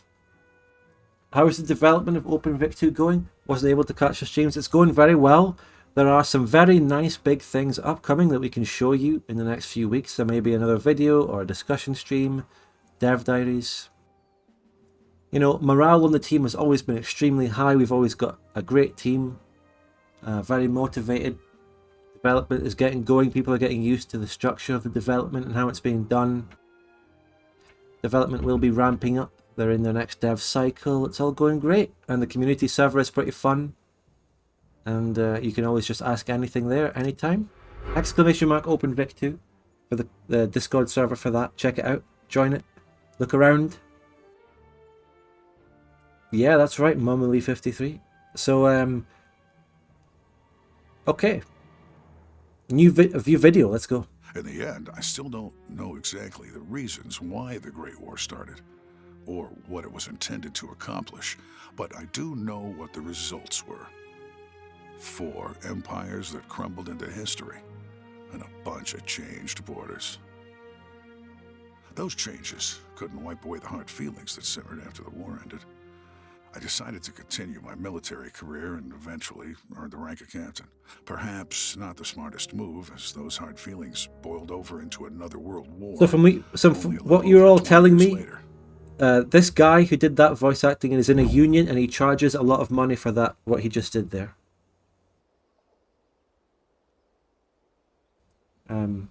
No way, finally managed to get a Spudgun stream. Hello, welcome. Okay.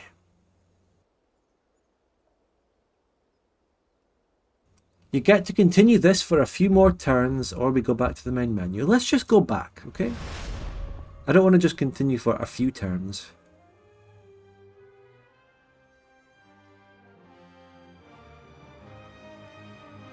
Okay, so what shall we do? What do you think of doing a historic battle? What do you think of that?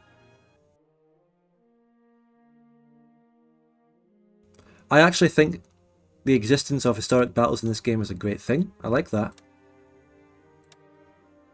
I don't know how accurate, given what I've seen of the battle map. I don't know how well they can be recreated. Oh, Verdun.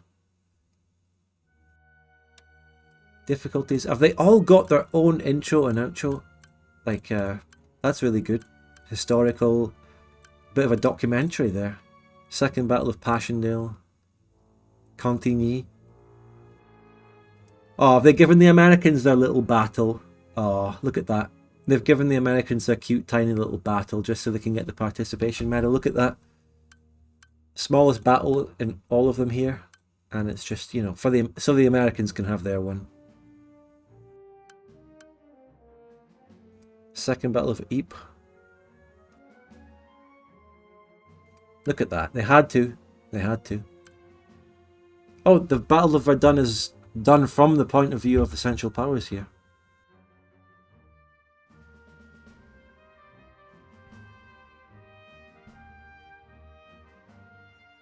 Which one should we do? The Battle of the Somme is a very British battle. Oh, but then we have to play it as the Central Powers. Oh well. Second Battle of Champagne, also Central Powers. Second Battle of Ypres is one. I think the British are in this. Oh, gas used. Just start with the first one. Hold the ridge until reinforcements arrive. Defensive historical battle. Second Battle of Ypres. I didn't play the intro.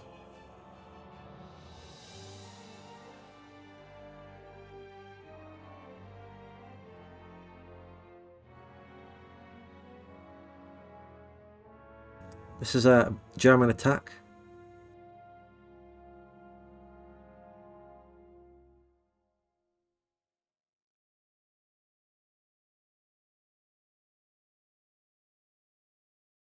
So they're going to use a lot of gas here. Do we have gas masks?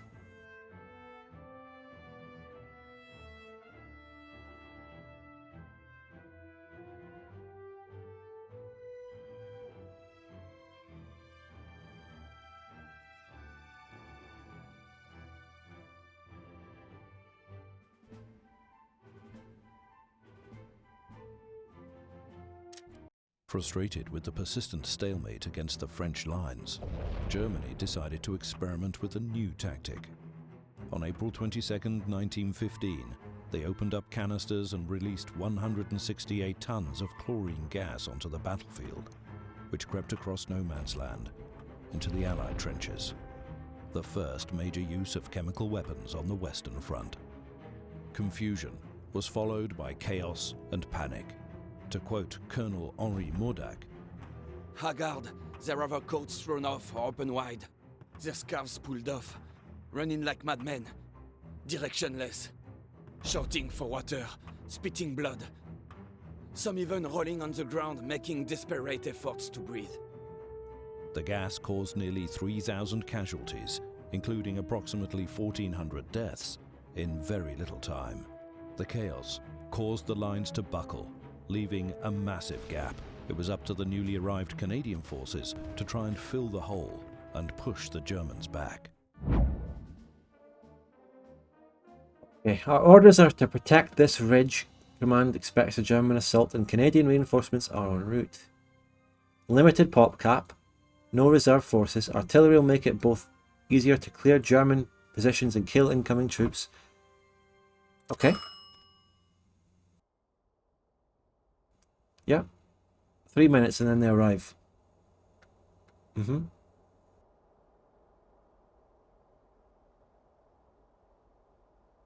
What ridge?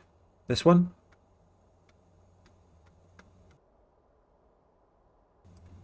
Right, so this is the pre-battle. I mean, let's look at what we have. We've got a bunker there. We've got our balloons. We've got a machine gun in an interesting position. The machine guns are well back. Research gas defense. Exactly. So everyone is just spread out. Our machine guns are just located in the back line.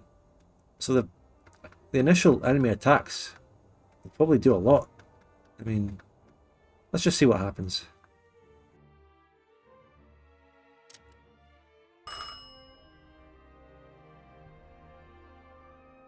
Okay.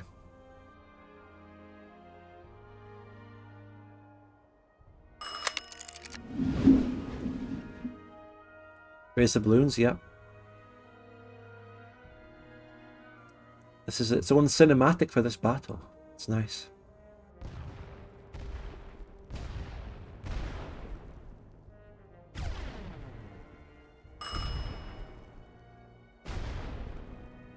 Is that the gas?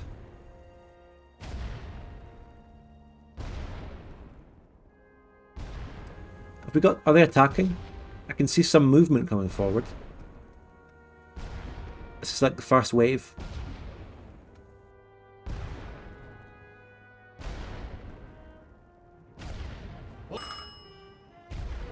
It is some kind of poison gas. Is everyone moving back? Move back.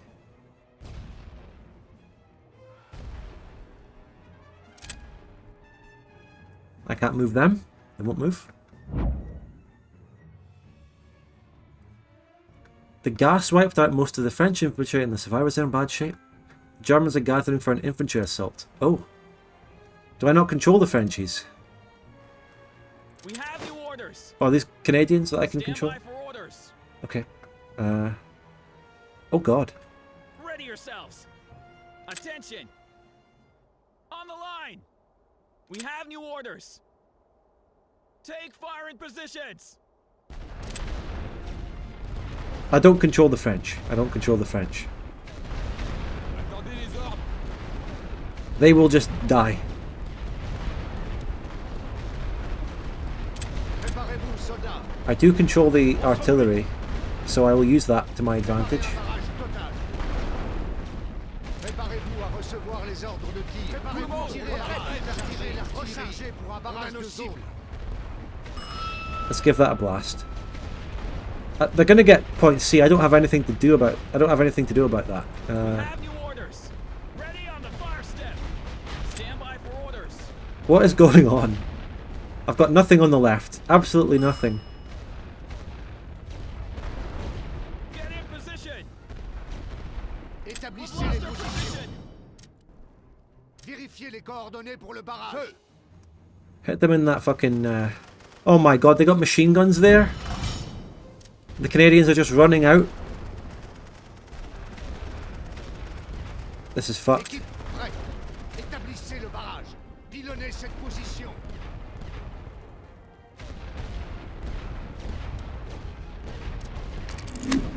Don't lower the balloons. I didn't mean to click that. Don't do it.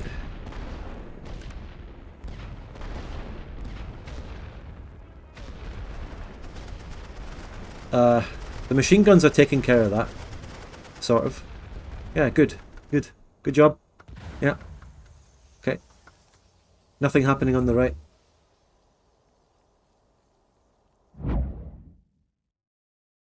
Canadian reserves have arrived. Where are they? Nice. Where? They're coming in. They're coming in.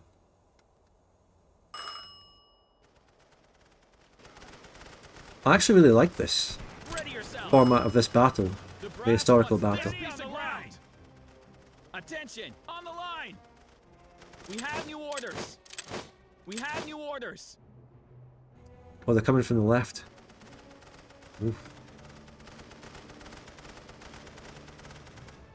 Stand by for orders. Take fire in positions. Watch out for gas. Yeah, I will. Be ready, boys.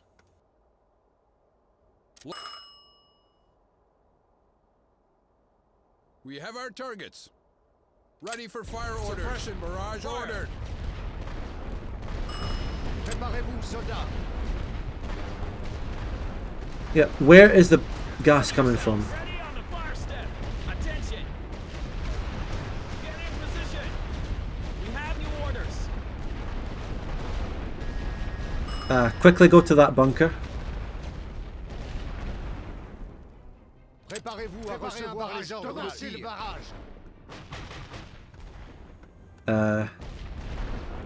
Oh shit. Chargez l'artillerie pour le barrage. Tirez avec toute l'artillerie. I was warned that there was gas coming. I don't know where it is.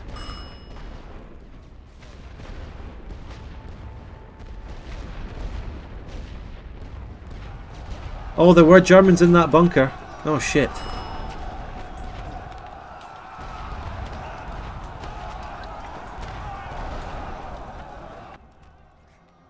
Établissez les positions pour un barrage de nos cibles.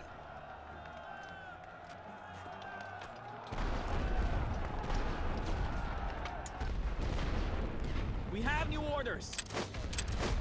Stand by for orders. Ready yourselves. Ready on the line. Attention.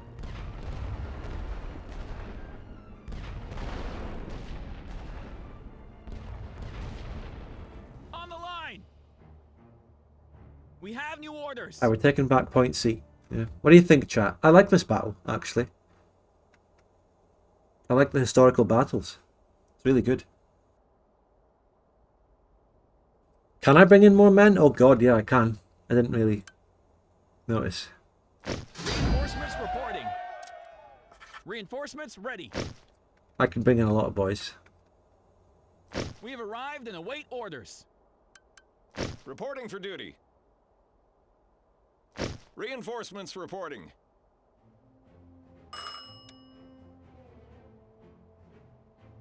They may gas attack. We have new orders. Take fire in positions. And we just take those Germans there. We can take them. You three can do it. Ready on the fire step. We could move towards point A. Ready There's nothing there. Get in position. Let's see if they have anything in that bunker, and let's move forward to there. We need to hold this position. Attention. We have new orders. German bombers. Have I got airplanes? Air superiority, yeah.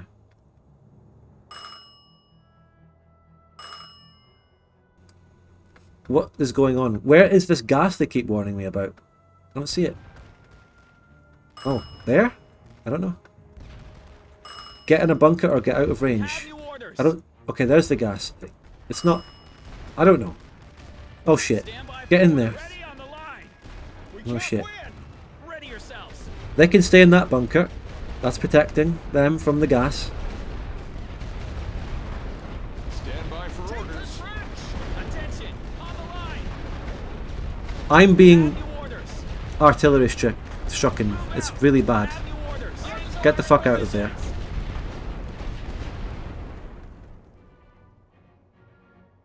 Stand by for orders. Ready on the fire step. Ready yourselves. Get in position. Attention. Ready on the line. Load them up. Suppress at that location. Fire on that position. Équipe, prête. Vérifiez les coordonnées pour le barrage. Feu. Reshoot that machine gunner, maybe. We have new orders. On the line. We have new orders. Take fire in positions. Stand by for orders. Ready yourselves. Fire at will. Attention. I'm enjoying this battle. Send dudes. So it is artillery stroking. What do you mean by that? Looks like we're late to the party. I never saw those enemy bombers they promised me about, though. Let's just send some fighters out in the middle. To take out their pilots. We have new Oh, they have a orders. lot there. We have But new so do I. orders. Stand by for orders. Ready on the fire step.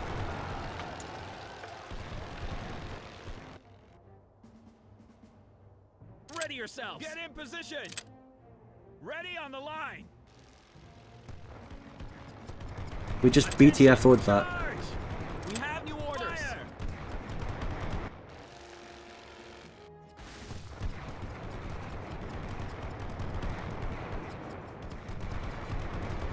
We have new orders. On the line. Take fire in positions. Stand by for orders. Ready on the fire step. Well, good job, everyone. We are the defenders, right? So we just defended all that very well. We do need to take point A. Oh no, they're in the bunker. Get in there. Get in position. There's gas coming from the middle. We need you to get in there quickly. And gas coming on the right. Everyone get in there.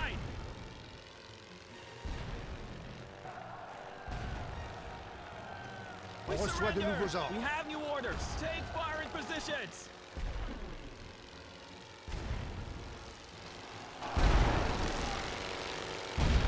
They're really, they're bunched up quite close together there. All running there. Oh shit.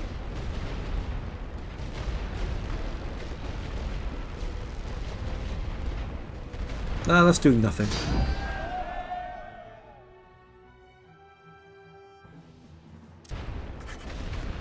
Okay, nice. We won.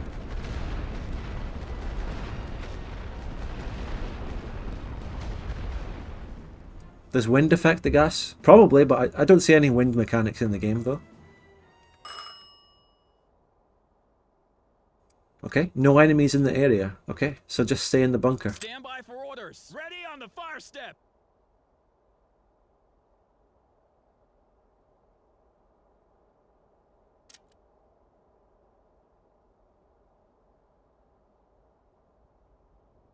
Okay, stay in the bunkers and wait for the gas, I guess. That's it.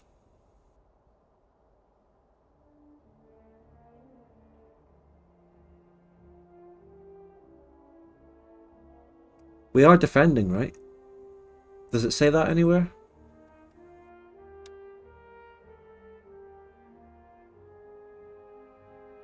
Set positions.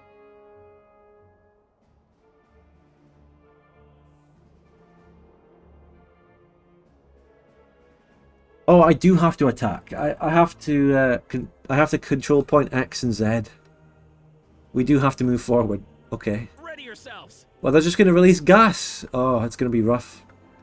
Okay, go into skirmish formation and go forward, guys.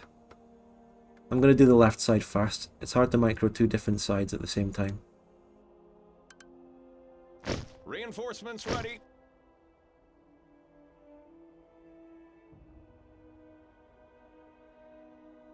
Attention. They're in the forest. Oh, fuck. Can you see them yet? Shoot them back. Do something. They're releasing the gas. Shoot them. Machine gun. Suppress it. Teams ready. Suppression fire orders. It's too much. Retreat. We have new orders. We have new orders. On the double now. Don't run into the gas. Take that machine. Oh no, is that another enemy? No, they're dead. You ready, boys? Load light suppression shells. Get ready. Move. Stand by for orders. I am suppressing the enemy. Oh god. There's more. Get the machine gun and get in there.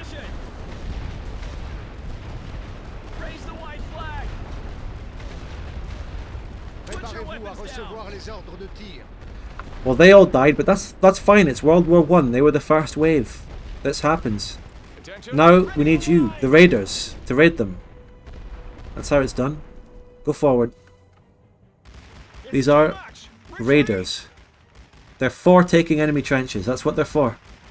PvP could be interesting. Yeah, it could be. Oh, they have people there too. I can't see them. Bombard them.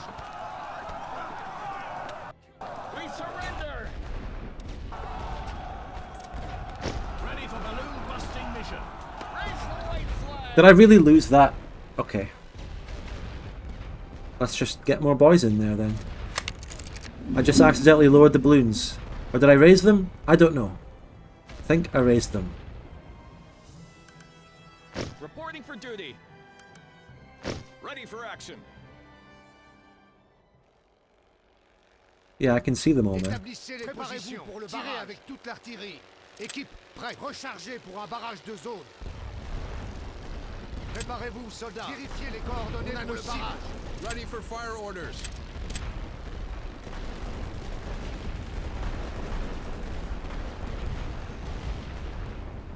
Attention. Ready on the line. That's it. We made them retreat. Préparez un barrage total. Load them up. Load for suppressing barrage. We have our targets. Ready for orders. Take positions. We have new orders. On the line. We have new orders. Take fire in positions. Orders. Ready on the fire step. We bombard them, we suppress them, we charge in. Gas, watch out. Get the trenches. Yeah, there you go. Ready yourselves. Fire at will. Attention. New orders incoming.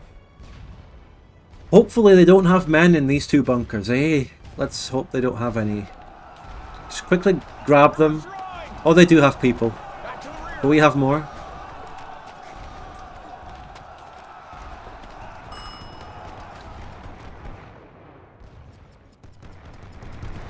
Did I really lose? I lost the bunker? Really? Okay.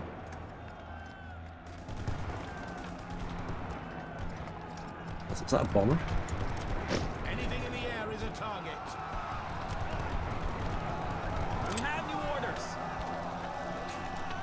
We have new orders. Stand by for. Oh shit. Oh no. Hold that. Hold that trench. Do I have anything? I've got my right flank, boys, and I can just take in more. How far can I deploy them? Reinforcements reporting. Just get 5 men in. We need 5 men. Ready yourselves. We held that. Attention. Get in position. We have new orders. Charge.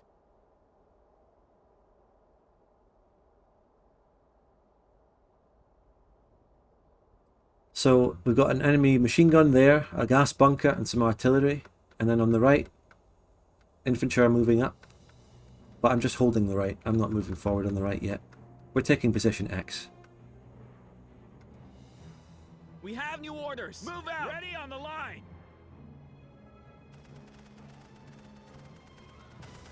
Get in the trench. Get in the trench. Enemy position secured. Yes. Easy. We just got a new machine gun.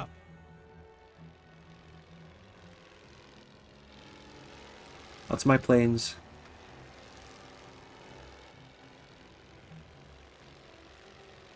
We do need to capture that bunker. Ready yourselves. Take firing positions. Attention. Ready on the fire step. And we can just outflank them from the left now to take Z. We have new orders. We have new orders. Just get in that bunker. Get in position.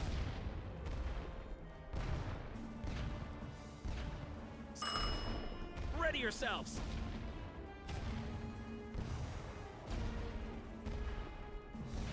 Chargez l'artillerie. Préparez-vous pour le barrage. Set positions. Établissez les positions. Rechargez pour un barrage de zone. Pilonnez cette position. Attention. Full withdrawal. We have new orders. Ready on the line. Tireurs, restez aux On the aguets. line.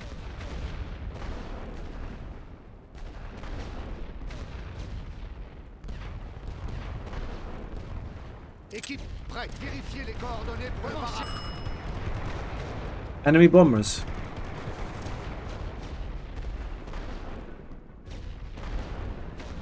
The sky is ours, men. We have new orders. This position is ours. Let's shoot them down. I want to see a shoot. I want to see a shoot down. No, no. Come on. Why is the chat always dead when I stream? Just talk. Just say something. Just don't just say 3 messages and then give up for the rest of the stream. I'm trying to fucking, you know, keep the stream going here, and I am the only one here.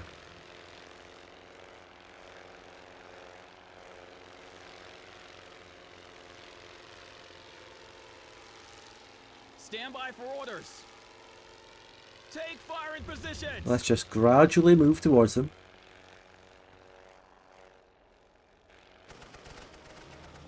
We might be getting shot from that machine gun. It might really be happening. It's bad.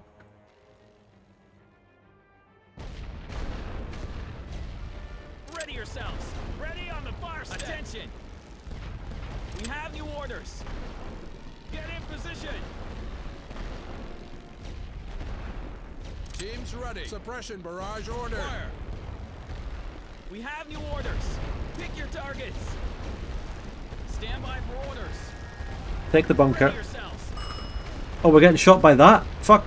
You ready, But boys? suppress it, suppress it, suppress it. That location. Position. We can't win this. Préparez-vous à recevoir les ordres de tir. On a nos cibles. Chargez l'artillerie. Préparez-vous pour le barrage. Feu. Our machine gun is doing work there. We're taking this bunker. Attention. Ready on the line. On the line. Ready for fire order. Suppression fire order. Nice. Have new orders. Take firing positions. Nice. We might need to leave people to defend X, because they might try and re-attack it, so I'll leave them there.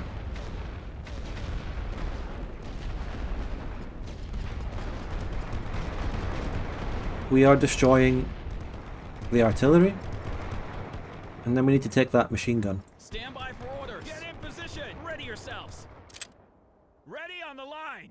Attention. On the line. On the line, a boot, A. Channel point prediction. It's all kicking off here. We have new orders. Take fire in position. We have new orders. Ready on the fire step. Stand by for orders. Get in position. Look at that, just approaching them from the side. Bombard them methodically. Let's send these boys up now. Ready yourselves. We're moving.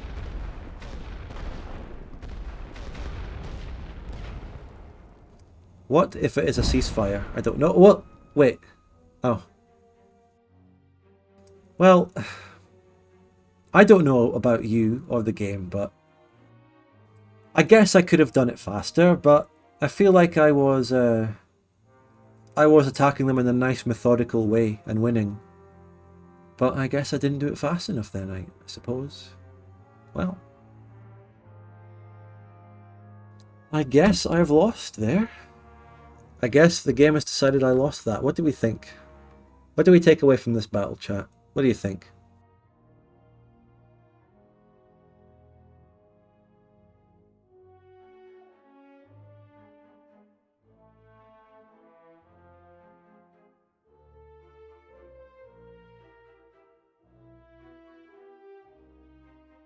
Next battle prediction from the start. I was learning, yeah.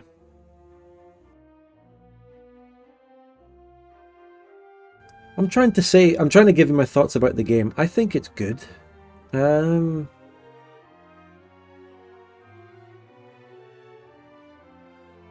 Yeah. It's not like it's not blowing me away in how amazing it is or how gripping and absolutely amazing it is, but it is good and it's well made and well thought out. And there is a lot of it's clearly got soul. No, what I'm thinking of right now is it is clearly a good game, but I'm trying to think of why I'm not absolutely thrilled about it. But that could easily just be me. Now, I know that I am this so-called influencer and I've got to influence everyone else's opinions, but I am just me.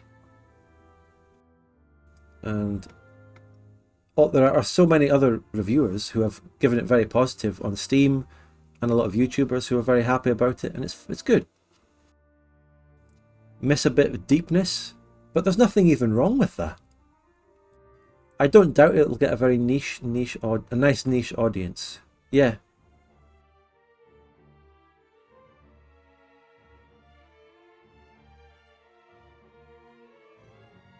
The fact that I'm not blown away by it or not massively motivated, it just could be that it's not quite what I'm looking for me to play, like, because I'm more of the Victoria 2, the grand strategy, and I'm looking for that grand strategy. Multiplayer, absolutely.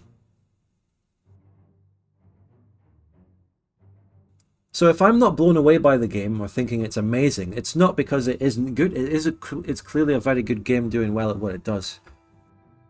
Now I'm just thinking it could be down to me and the games that I want and I play, which are grand strategy. That's what I'm saying. I'm not saying anything there. Where was the timer? It was up here where I'm hovering the mouse now. It was there.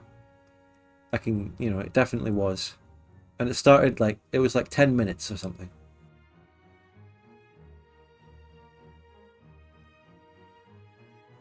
I had to capture points X and Z in that 10 minutes, and I was just approaching Z and just starting to move into that and capture it when I ran out of time. I think it's understandable, because me being new and being very, very, very methodical about how I approached that, very slow. But that's fine. What's this menu now? What am I looking at? Battle's over.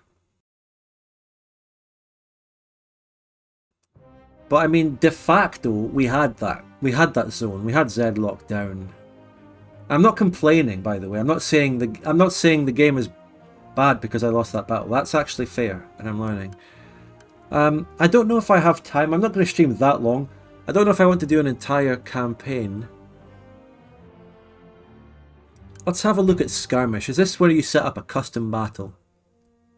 You get maps, and I think time period. Interesting. Faction, ally, central powers.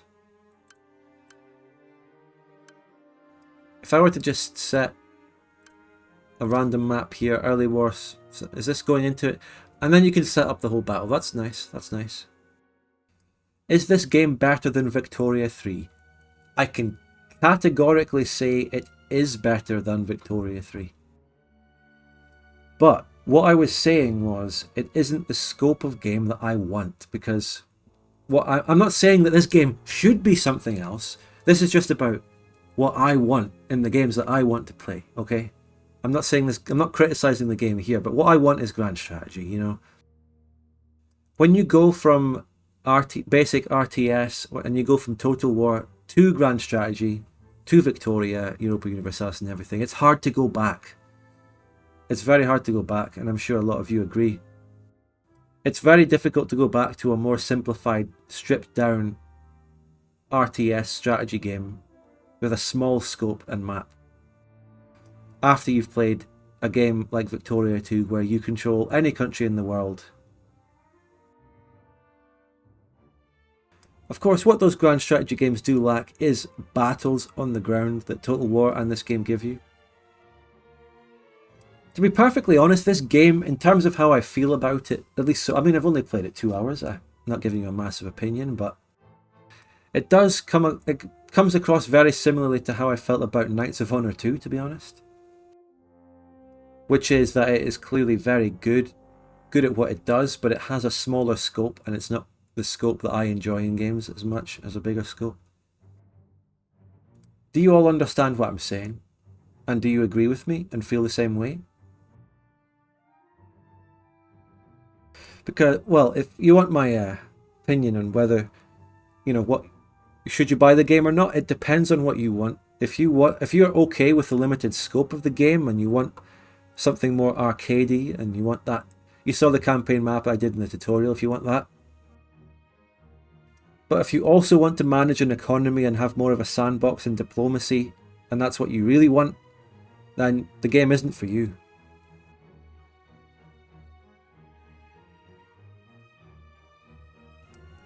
I like the game as a simple concept, but I also like complex stuff. Yeah.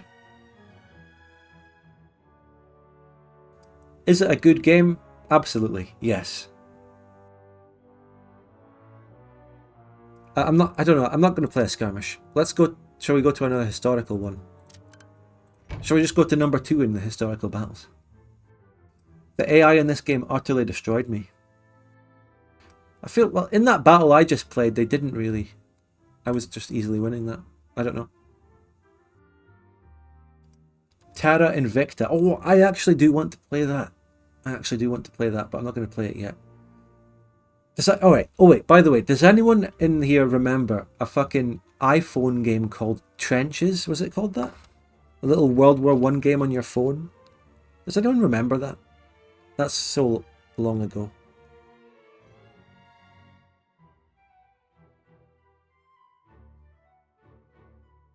Yes. Is it still on? It's still on the go? Does it still happen? I still can't believe that this game was made by the guys who made Star Wars Empire at War. Yeah, it's true. I did hear about that before.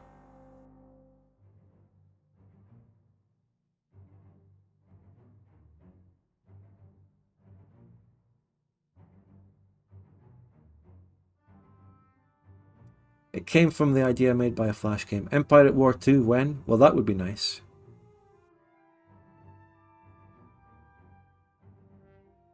I feel like just giving you all one more battle, and then I'm calling it. I don't want to get into a whole campaign. I don't stream much, do I? I stream like a couple of hours at a time, but I don't know. Streaming in general burns me out very quickly. I like to do limited, more short-term streams. I'm not one of these people who can go on... I don't stream as my full-time job, mind you. Streaming is only a component of what I do. I really prefer editing and making videos, but I like to come to stream now and again. So you know what you're getting with me. But I don't stream... I don't come on and stream an entire day like people do. Or very long hours a day. And that was one of the things burning me out about Vic 2 multiplayer, by the way. Because it's so long. 4 hours of streaming. Do you make a lot on your videos, Spud? Yeah, I don't know. Yeah. Wish it was more, but yeah, I do. It's alright. Streaming is just way more... It's important. I need to do it. You know. Despite the fact that I really like to do limited, less time streaming. Streaming is so important to the income because anyone can come on and sub and donate all the time, whereas videos are limited. Just ad revenue. It's interesting. I'm giving you a just chatting stream right now, so let's go into the second battle of Champagne as the Central Powers. Let's see what this is all about. And we get some nice cinematics, which I really appreciate in the game. It's nice. It's always nice to have things like that. The historical thingies. It's good. It's the immersion. It's the history.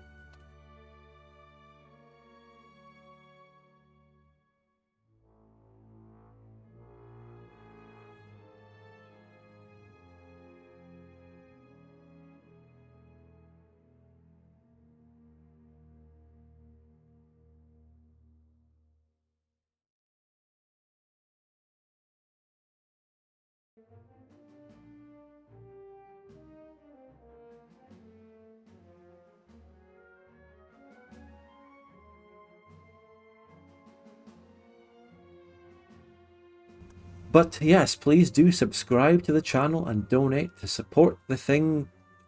Support the channel today.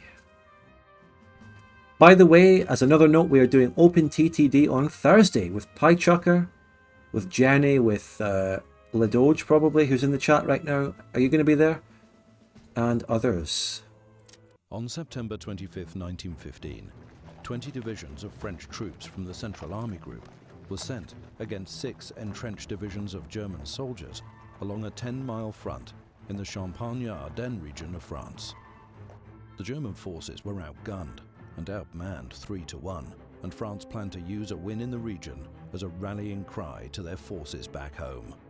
The battle initially went very well for France, as their armies punched several holes in the German lines. Arocalix! You're interrupting the history documentary! However, as the afternoon wore on, heavy rain began to fall, and ammunition for the barrages began to fall short. In many cases, when the Thanks for the 9 months, though. A sub is just $5, says Arocalix. That's true. That's nothing. To predict where the attacks would come. And I only get half of it, which makes it even less of nothing, to be honest. To repel infantry once the barrage ended. In this way, but as for you, the consumer, it's nothing to pay for. Yeah. Aren't everything. It's absolutely nothing. It's easy. Right, so the French outnumber is 3-1, but our defensive tactics are superior. We must prevent the enemy from capturing control point. Why?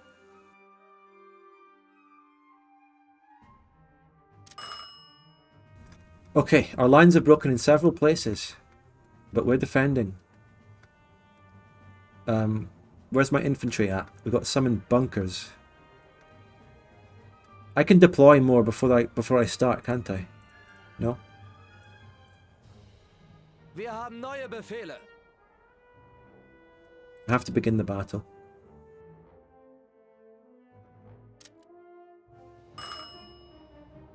It is vital that this location is held by any means necessary. We cannot let them break through here.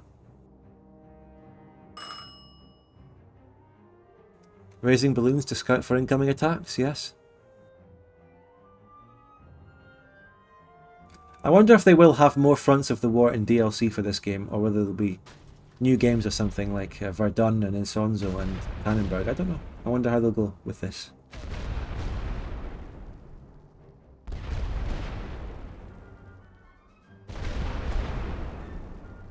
Yeah, this is a pre-made challenge scenario. It's a historical battle, set piece battle. Warten auf Befehl. An die Linie. Bereit machen. Feuerstellung. Bereit machen, as they say in Mountain Blade Warband. Okay. Let's just try and defend this then, I guess. Can I, I've got some troops to deploy. I've got air support. Raise all observation balloons. Harassment mission. Where's the enemy? Oh god, that's a lot.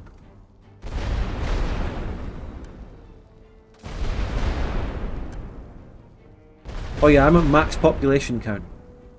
Well. Oh god, we're about to be hit by artillery. There's nothing we can do about it. Seid bereit, Jungs! Feuerweite! Wir haben unsere vier Feuerbefehle! Auf Feuerweite vorbereiten Sie nach! Wir bereiten auf diese Stellung! Start bombarding their attack. Yeah, that should be decimated. Machine guns and infantry on them. Oh, that's another big one up there. Suppress them or something, I don't know.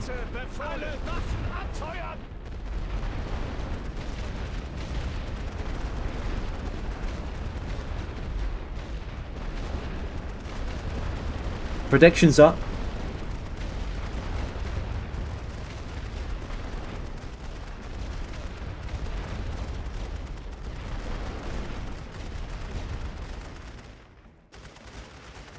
I don't like that artillery is just instant.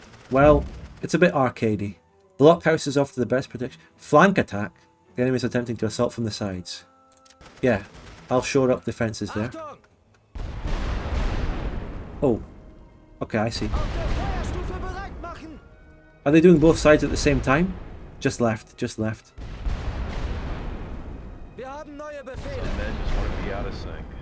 Will post a streaming schedule Sunday? I don't know when you will be append what game you will be streaming. Like I did not know you would be stream that game today prior the Discord notification. Okay, Cronus, thank you so much for the £5. I need to man that trench now. Holy shit. Thanks so much for that. We are fucked here, actually. This could be bad. Screaming. I don't have a schedule because I don't know. I don't commit to a schedule. I stream sometimes and I don't. I stream when I want to. It's very difficult. I understand that might be difficult for viewers, though. I don't know what to do about it because I just can't plan that far ahead. But I have been playing some Victoria 2 campaigns lately, and they were a clear schedule, but not that many people watched them. So I don't know.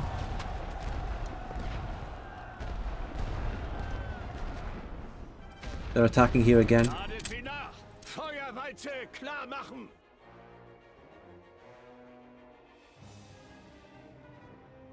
Bereit machen. Auf der Feuerstufe bereit machen. Let's hold this. That's gonna miss. I will try, from going forward, I'm going to try to at least say I will have open TTD streams at a certain time. But again, I can't commit to that right now because I'm going to be busy for a lot of weekends ahead. I'm doing open TTD on Thursday, and I might be able to commit to it being a weekly thing on Thursdays from now on. But I just can't be sure because it's down to other people as well. Oh my god, they're in the centre. Can the machine guns hold that? Oh god. Mannschaften bereit für Feuerweite. Seid bereit, Jungs. Koordinaten für Feuerweite prüfen. I appreciate your donation a lot, though. Thank you. Wir haben neue Befehle. Bereit an der Linie. Wir haben neue Befehle. An die Linie! Warten auf Befehle. Feuerstellung einnehmen! I also like this battle, just like the one I did before. It's cool, isn't it? In Stellung gehen!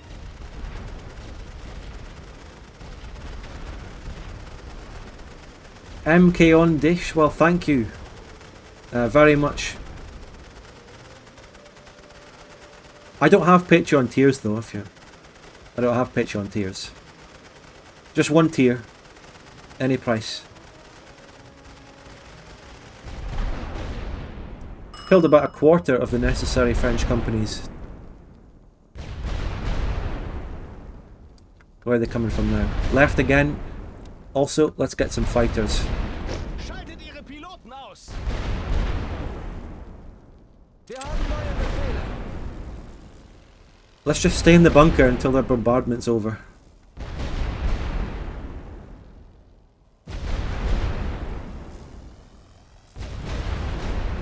Bereit für Feuerbefehle! Bereit für Feuerweite! Wir haben unsere Ziele! Ladet sie nach! Feuerweite klar machen! Wir haben neue Befehle. An der Linie! Tank middle? Did you see a tank? What are you talking about? It's a plane. It's a plane.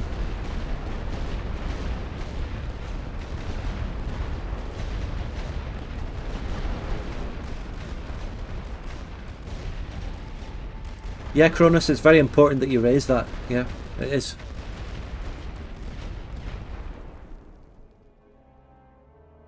I think we can hold this. Do we have a machine gun here? No, not really. I guess when I do take losses, I can deploy some infantry to fix that, to fill the gaps. Warten auf Befehle. An die Linie! Oh, they're bombarding me. Fucking hell. Feuerstellung einnehmen! No. Just stay in the bunkers until they attack this region.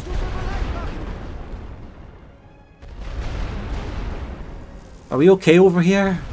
They have got a lot coming towards me. This could get ugly. Positionen vorbereiten! Auf Feuerweite vorbereiten! Mannschaft, diese Position mit Sperrfeuer belegen! Diese Stellung! We're doing okay. Oh, those guys are gonna get fucked. Oh, no, the creeping barrage didn't reach them. Oh, they're attacking the center. They're attacking the center. Take some boys Wir out. haben neue Befehle. In Stellung gehen! Warten auf Befehle. Bereit an der Linie! Seid bereit, für Reichsfeuerweite! Für Feuerbefehle! Koordinate für Feuerweite! They're running in a formation. This is typical French tactics. They're dressed in blue and running in formation.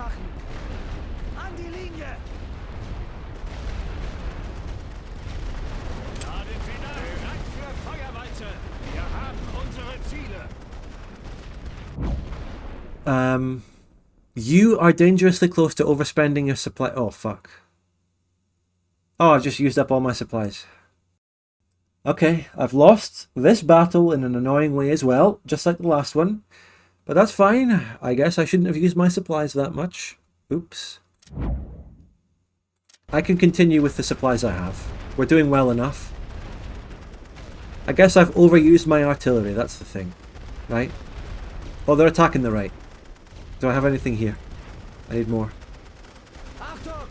Feuerstellung einnehmen! I've got a lot of machine guns on the right flank. That's holding this position easily. Hello, Dad Juice. It's going pretty good. I'm enjoying the game.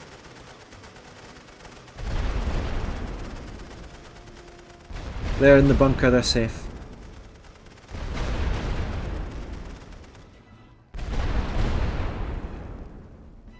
Yeah, we're almost halfway there. In terms of the Frenchmen we need to kill here. Oh, I got more supplies. Maybe I can launch another cheeky artillery fire here? Positionen vorbereiten! I can't say no. We got more artillery. Come on, let's use it. Do I have bombing runs and shit? Oh, I can harass them. I can launch strafing runs. Oh, that's a lot of Frenchmen, but let's do it. Let's do it. Strafe them. They will be attacking the left now, and they have planes. I need air superiority out there.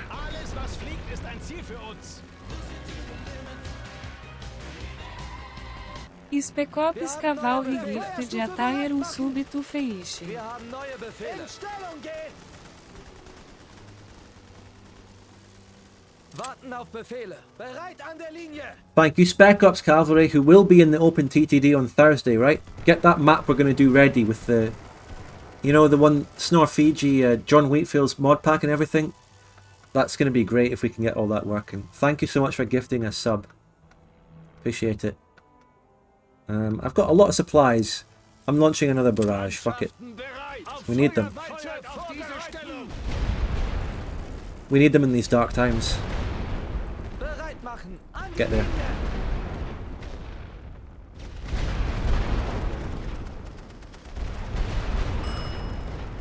Enemy fighters? Okay. I lost a balloon. That's bad.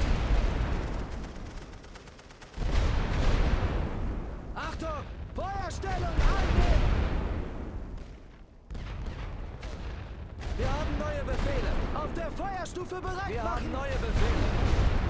Warten auf Befehl. Wir müssen diese Stelle. Okay, we have a problem in the center, and I'm getting bombarded the fuck out of there too.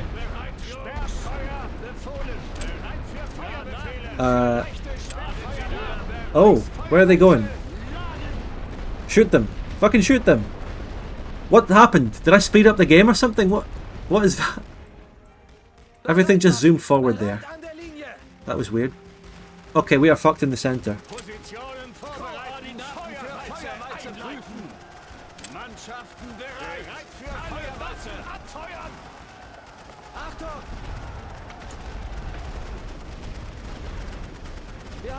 Bring these guys here. No, bring them here. Lag. It is lagging. The game is lagging. That's pretty bad, actually. I might just reduce the graphics settings next time. I don't know.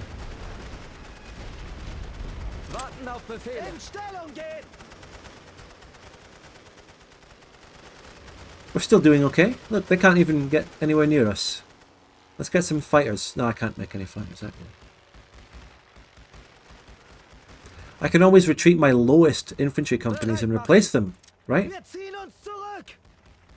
With a new one. I like that idea. Get out there, boys. You need to be replaced. We are now almost 3/4 of the way. 2/3. Over 2/3 of the amount of Frenchmen defeated.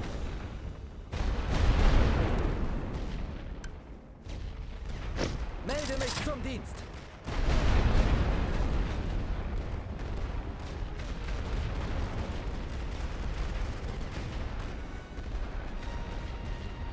They seem to be doing more center attacks. Achtung! Bereit an der Linie! An die Linie! Seid bereit, Jungs! Feuerweite! Wir haben unsere Ziele! Oh, that's a lot of them. That's a lot of French people. C'est beaucoup de Français.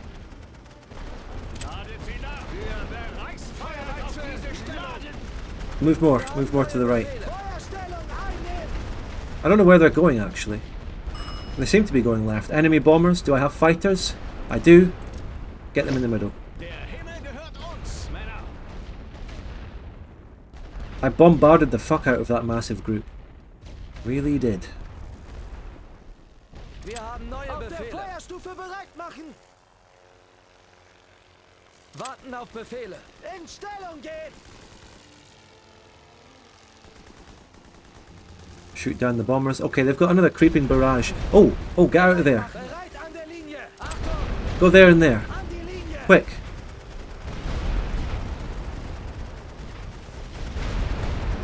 A creeping barrage is coming. I'm just going to have to survive it. I can't move.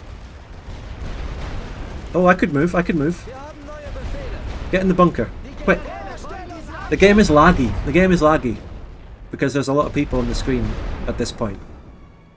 Get as many in the bunker as we can. Oh god. Can a machine gun take that one out? Yeah. Left. Left. The left is fine. Positionen vorbereiten. Koordinaten. More supply. Good. This is a good battle. It's a really tense one. A good defensive battle. Oh shit. Get out of the bunker. That lag. Quick.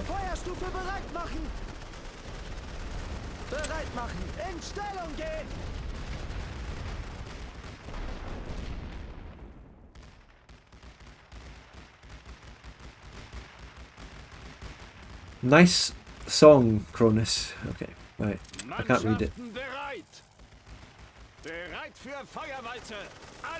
That massive group of Frenchies needs to be bombarded. That's a lot. That's more Frenchies than I've ever seen. What the hell is that? I mean, that might mean I kill enough to do the main objective though, because the amount that are there. There's so many. Achtung! Bereit an der Linie! 98, 99? We're almost at victory. Okay, they're attacking the right. They haven't moved there yet. Quick, get there. This is a new place for them to attack. If they are in fact attacking. Yeah, they are. Are they?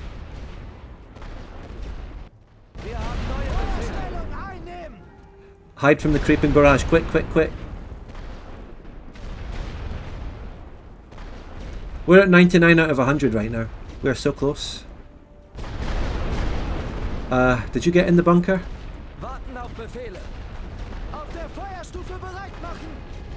And they're attacking more straight down the middle. We should be able to hold that.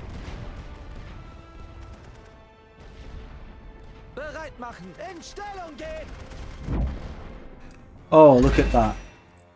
That is a victory to end this little stream on. 2.5 hours. That's a good enough time. That's fine. The main event is Open TTD on Thursday. We all know that. So, that was a great battle.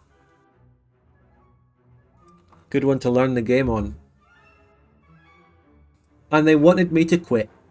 The High Command, we were playing as Germany there. They were so close to doing the stab in the back, but we rejected the stab in the back this time. You could see how close they were to stabbing us in the back, am I right, guys? But just like the real World War I, if Germany kept fighting, they would have won easily, right? Yeah, that won't start any big controversial arguments that will last for 7,000 messages on a history Discord channel.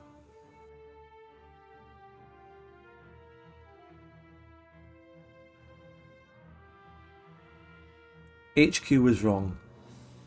Also, we did do both bonus objectives, which were to, first of all, lose less than 10 infantry companies. I didn't lose any. I don't know, I mean, I did retreat one, but I guess that didn't count as losing it. I retreated it to replace it with a replenished division, which is a pretty smart move, I think. And hold control point X and Z, which, yeah, reminder that the overall objective here was to just hold Y. I could have fallen back to that one alone, which is a really good consolidated line. But I was on a certain level of difficulty here. So as the difficulty goes up, maybe something to do. Okay, let's listen. Better use of reserves and better understanding of trench warfare that allowed Germany to hold the line against overwhelming odds. In his memoirs, Chief of the German General Staff, Erich von Falkenhayn, said, "The lessons to be deduced from the failure of our enemy's mass attacks are decisive against any imitation of their battle methods. Attempts at a mass breakthrough, even with the extreme accumulation of man and material, cannot be regarded as holding out the prospects of success." Throughout the battle, France suffered over 143,000 casualties, while Germany suffered 141,000. France did not get the morale-boosting win that they hoped for. Well, they're really ground gained. Neither did Germany. The equal casualties are surprising there, aren't they? They did revise many of their tactics based on this battle. In the end, the only true winner in the conflict was barbed wire, which proved more than capable of stopping an advancing army on foot. If the whole narrative about that battle that we just got was correct, and the French attacked with 3-1 numbers and failed horribly, then how come the casualties were even? It was more complicated than that, clearly. It's always the case that in a battle in World War One, whenever someone attacks, they actually do tend to capture the first line of trenches every time, but it's the counter-attacks from the second and third lines that always come back through and push them out. It's the inability of the attacking forces to hold the first line that causes the lack of offensive victory in the trench warfare. Yeah, including the counterattacks. But I'm going to wrap up the stream here. We can chat for a few more minutes though. What did you think? Have I managed to sway anyone's decision whether they want to buy the game? I hope I've given you more of an idea of what the game is, and if you want to buy it, because it is not the grand strategy game. It is clearly we can look at the well, I don't want to really look at the campaign map. It's kind of limited in what it is, but one thing I definitely want to check out is the multiplayer. The lack of multiplayer is one of the things that really stopped me from enjoying Knights of Honor 2 that much. But as far as I can tell, this game has fully fledged multiplayer. You can play a campaign against someone, and you can do individual battles, so that is really good. Excellent.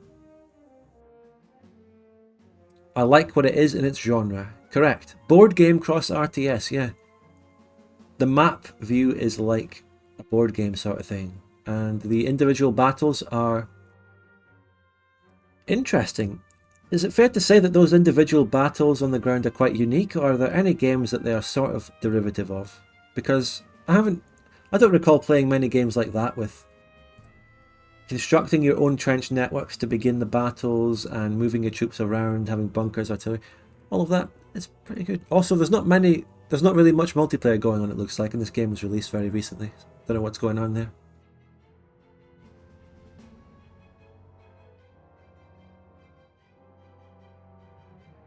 I want to actually build the trenches themselves, but the battle to be done by good AI. Well, you do have auto-resolve. It is mostly a 1v1 game, yes, absolutely. Yeah, it is a 1v1 game.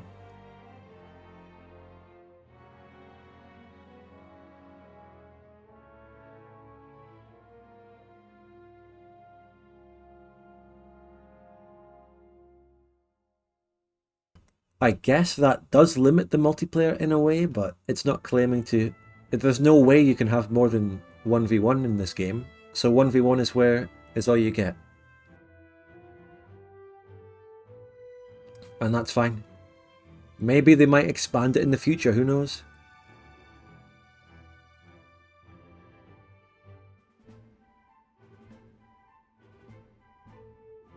I'll tell you what this game is. This game is a really brilliant attempt at... It's a really brilliant effort at a World War I RTS, which is a genre. World War I, the historical period, has been renowned for, being difficult for making an RTS in. There haven't been many in the past. Games have struggled with it. You've got those like Total War game mods as well. This game does a fantastic job at that because of the way it does it through the campaign map on the Western Front, the way you can move units around, and the individual battles represent trench warfare well. So I don't have very much other than praise for this game. It's just not necessarily exactly what I personally am looking for in games, like my grand strategy itch, So that's basically my thoughts on the game. Very good game.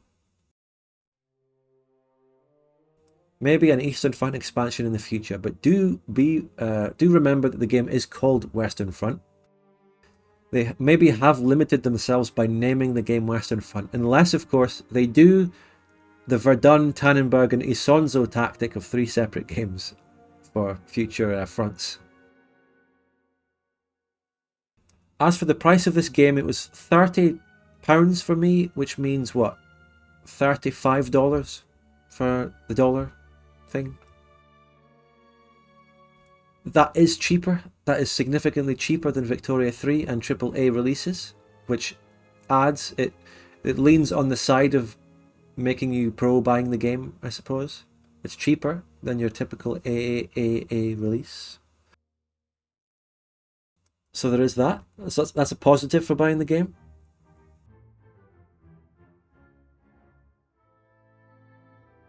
I wonder who is going to play that 1v1 against Ghost 7 in rural woodland. Who will do that? So yeah, I will come back to this game, but I don't have that much time for the next few weeks. But I will come back to this game and we will perhaps do some multiplayer against someone who has it. This does represent that late Victorian warfare better than Vic 3. Well, absolutely, that's not very much competition. Like I said at the start of the stream though, Victoria 3 has this game in its time period.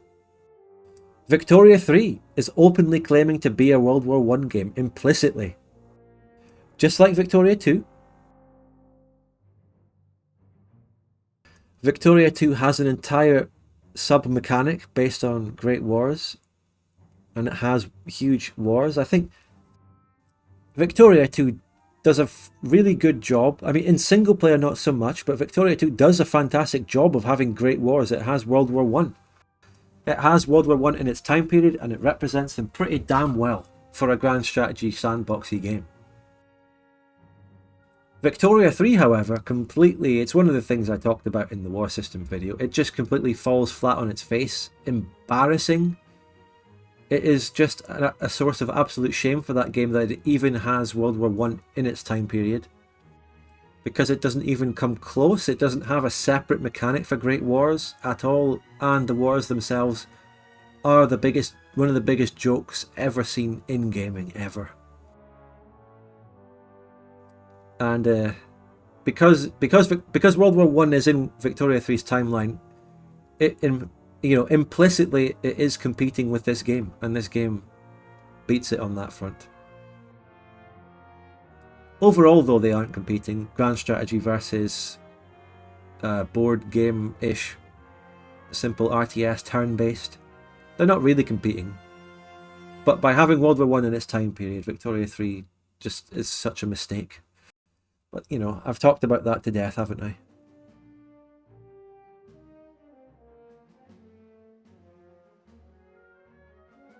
Okay, we're calling it there. Thanks so much for your subs and your donation and the mods in the chat for doing channel point predictions. I appreciate it, and thanks so much for watching. Shout out to the VOD viewers in the Spud Gun archives as well.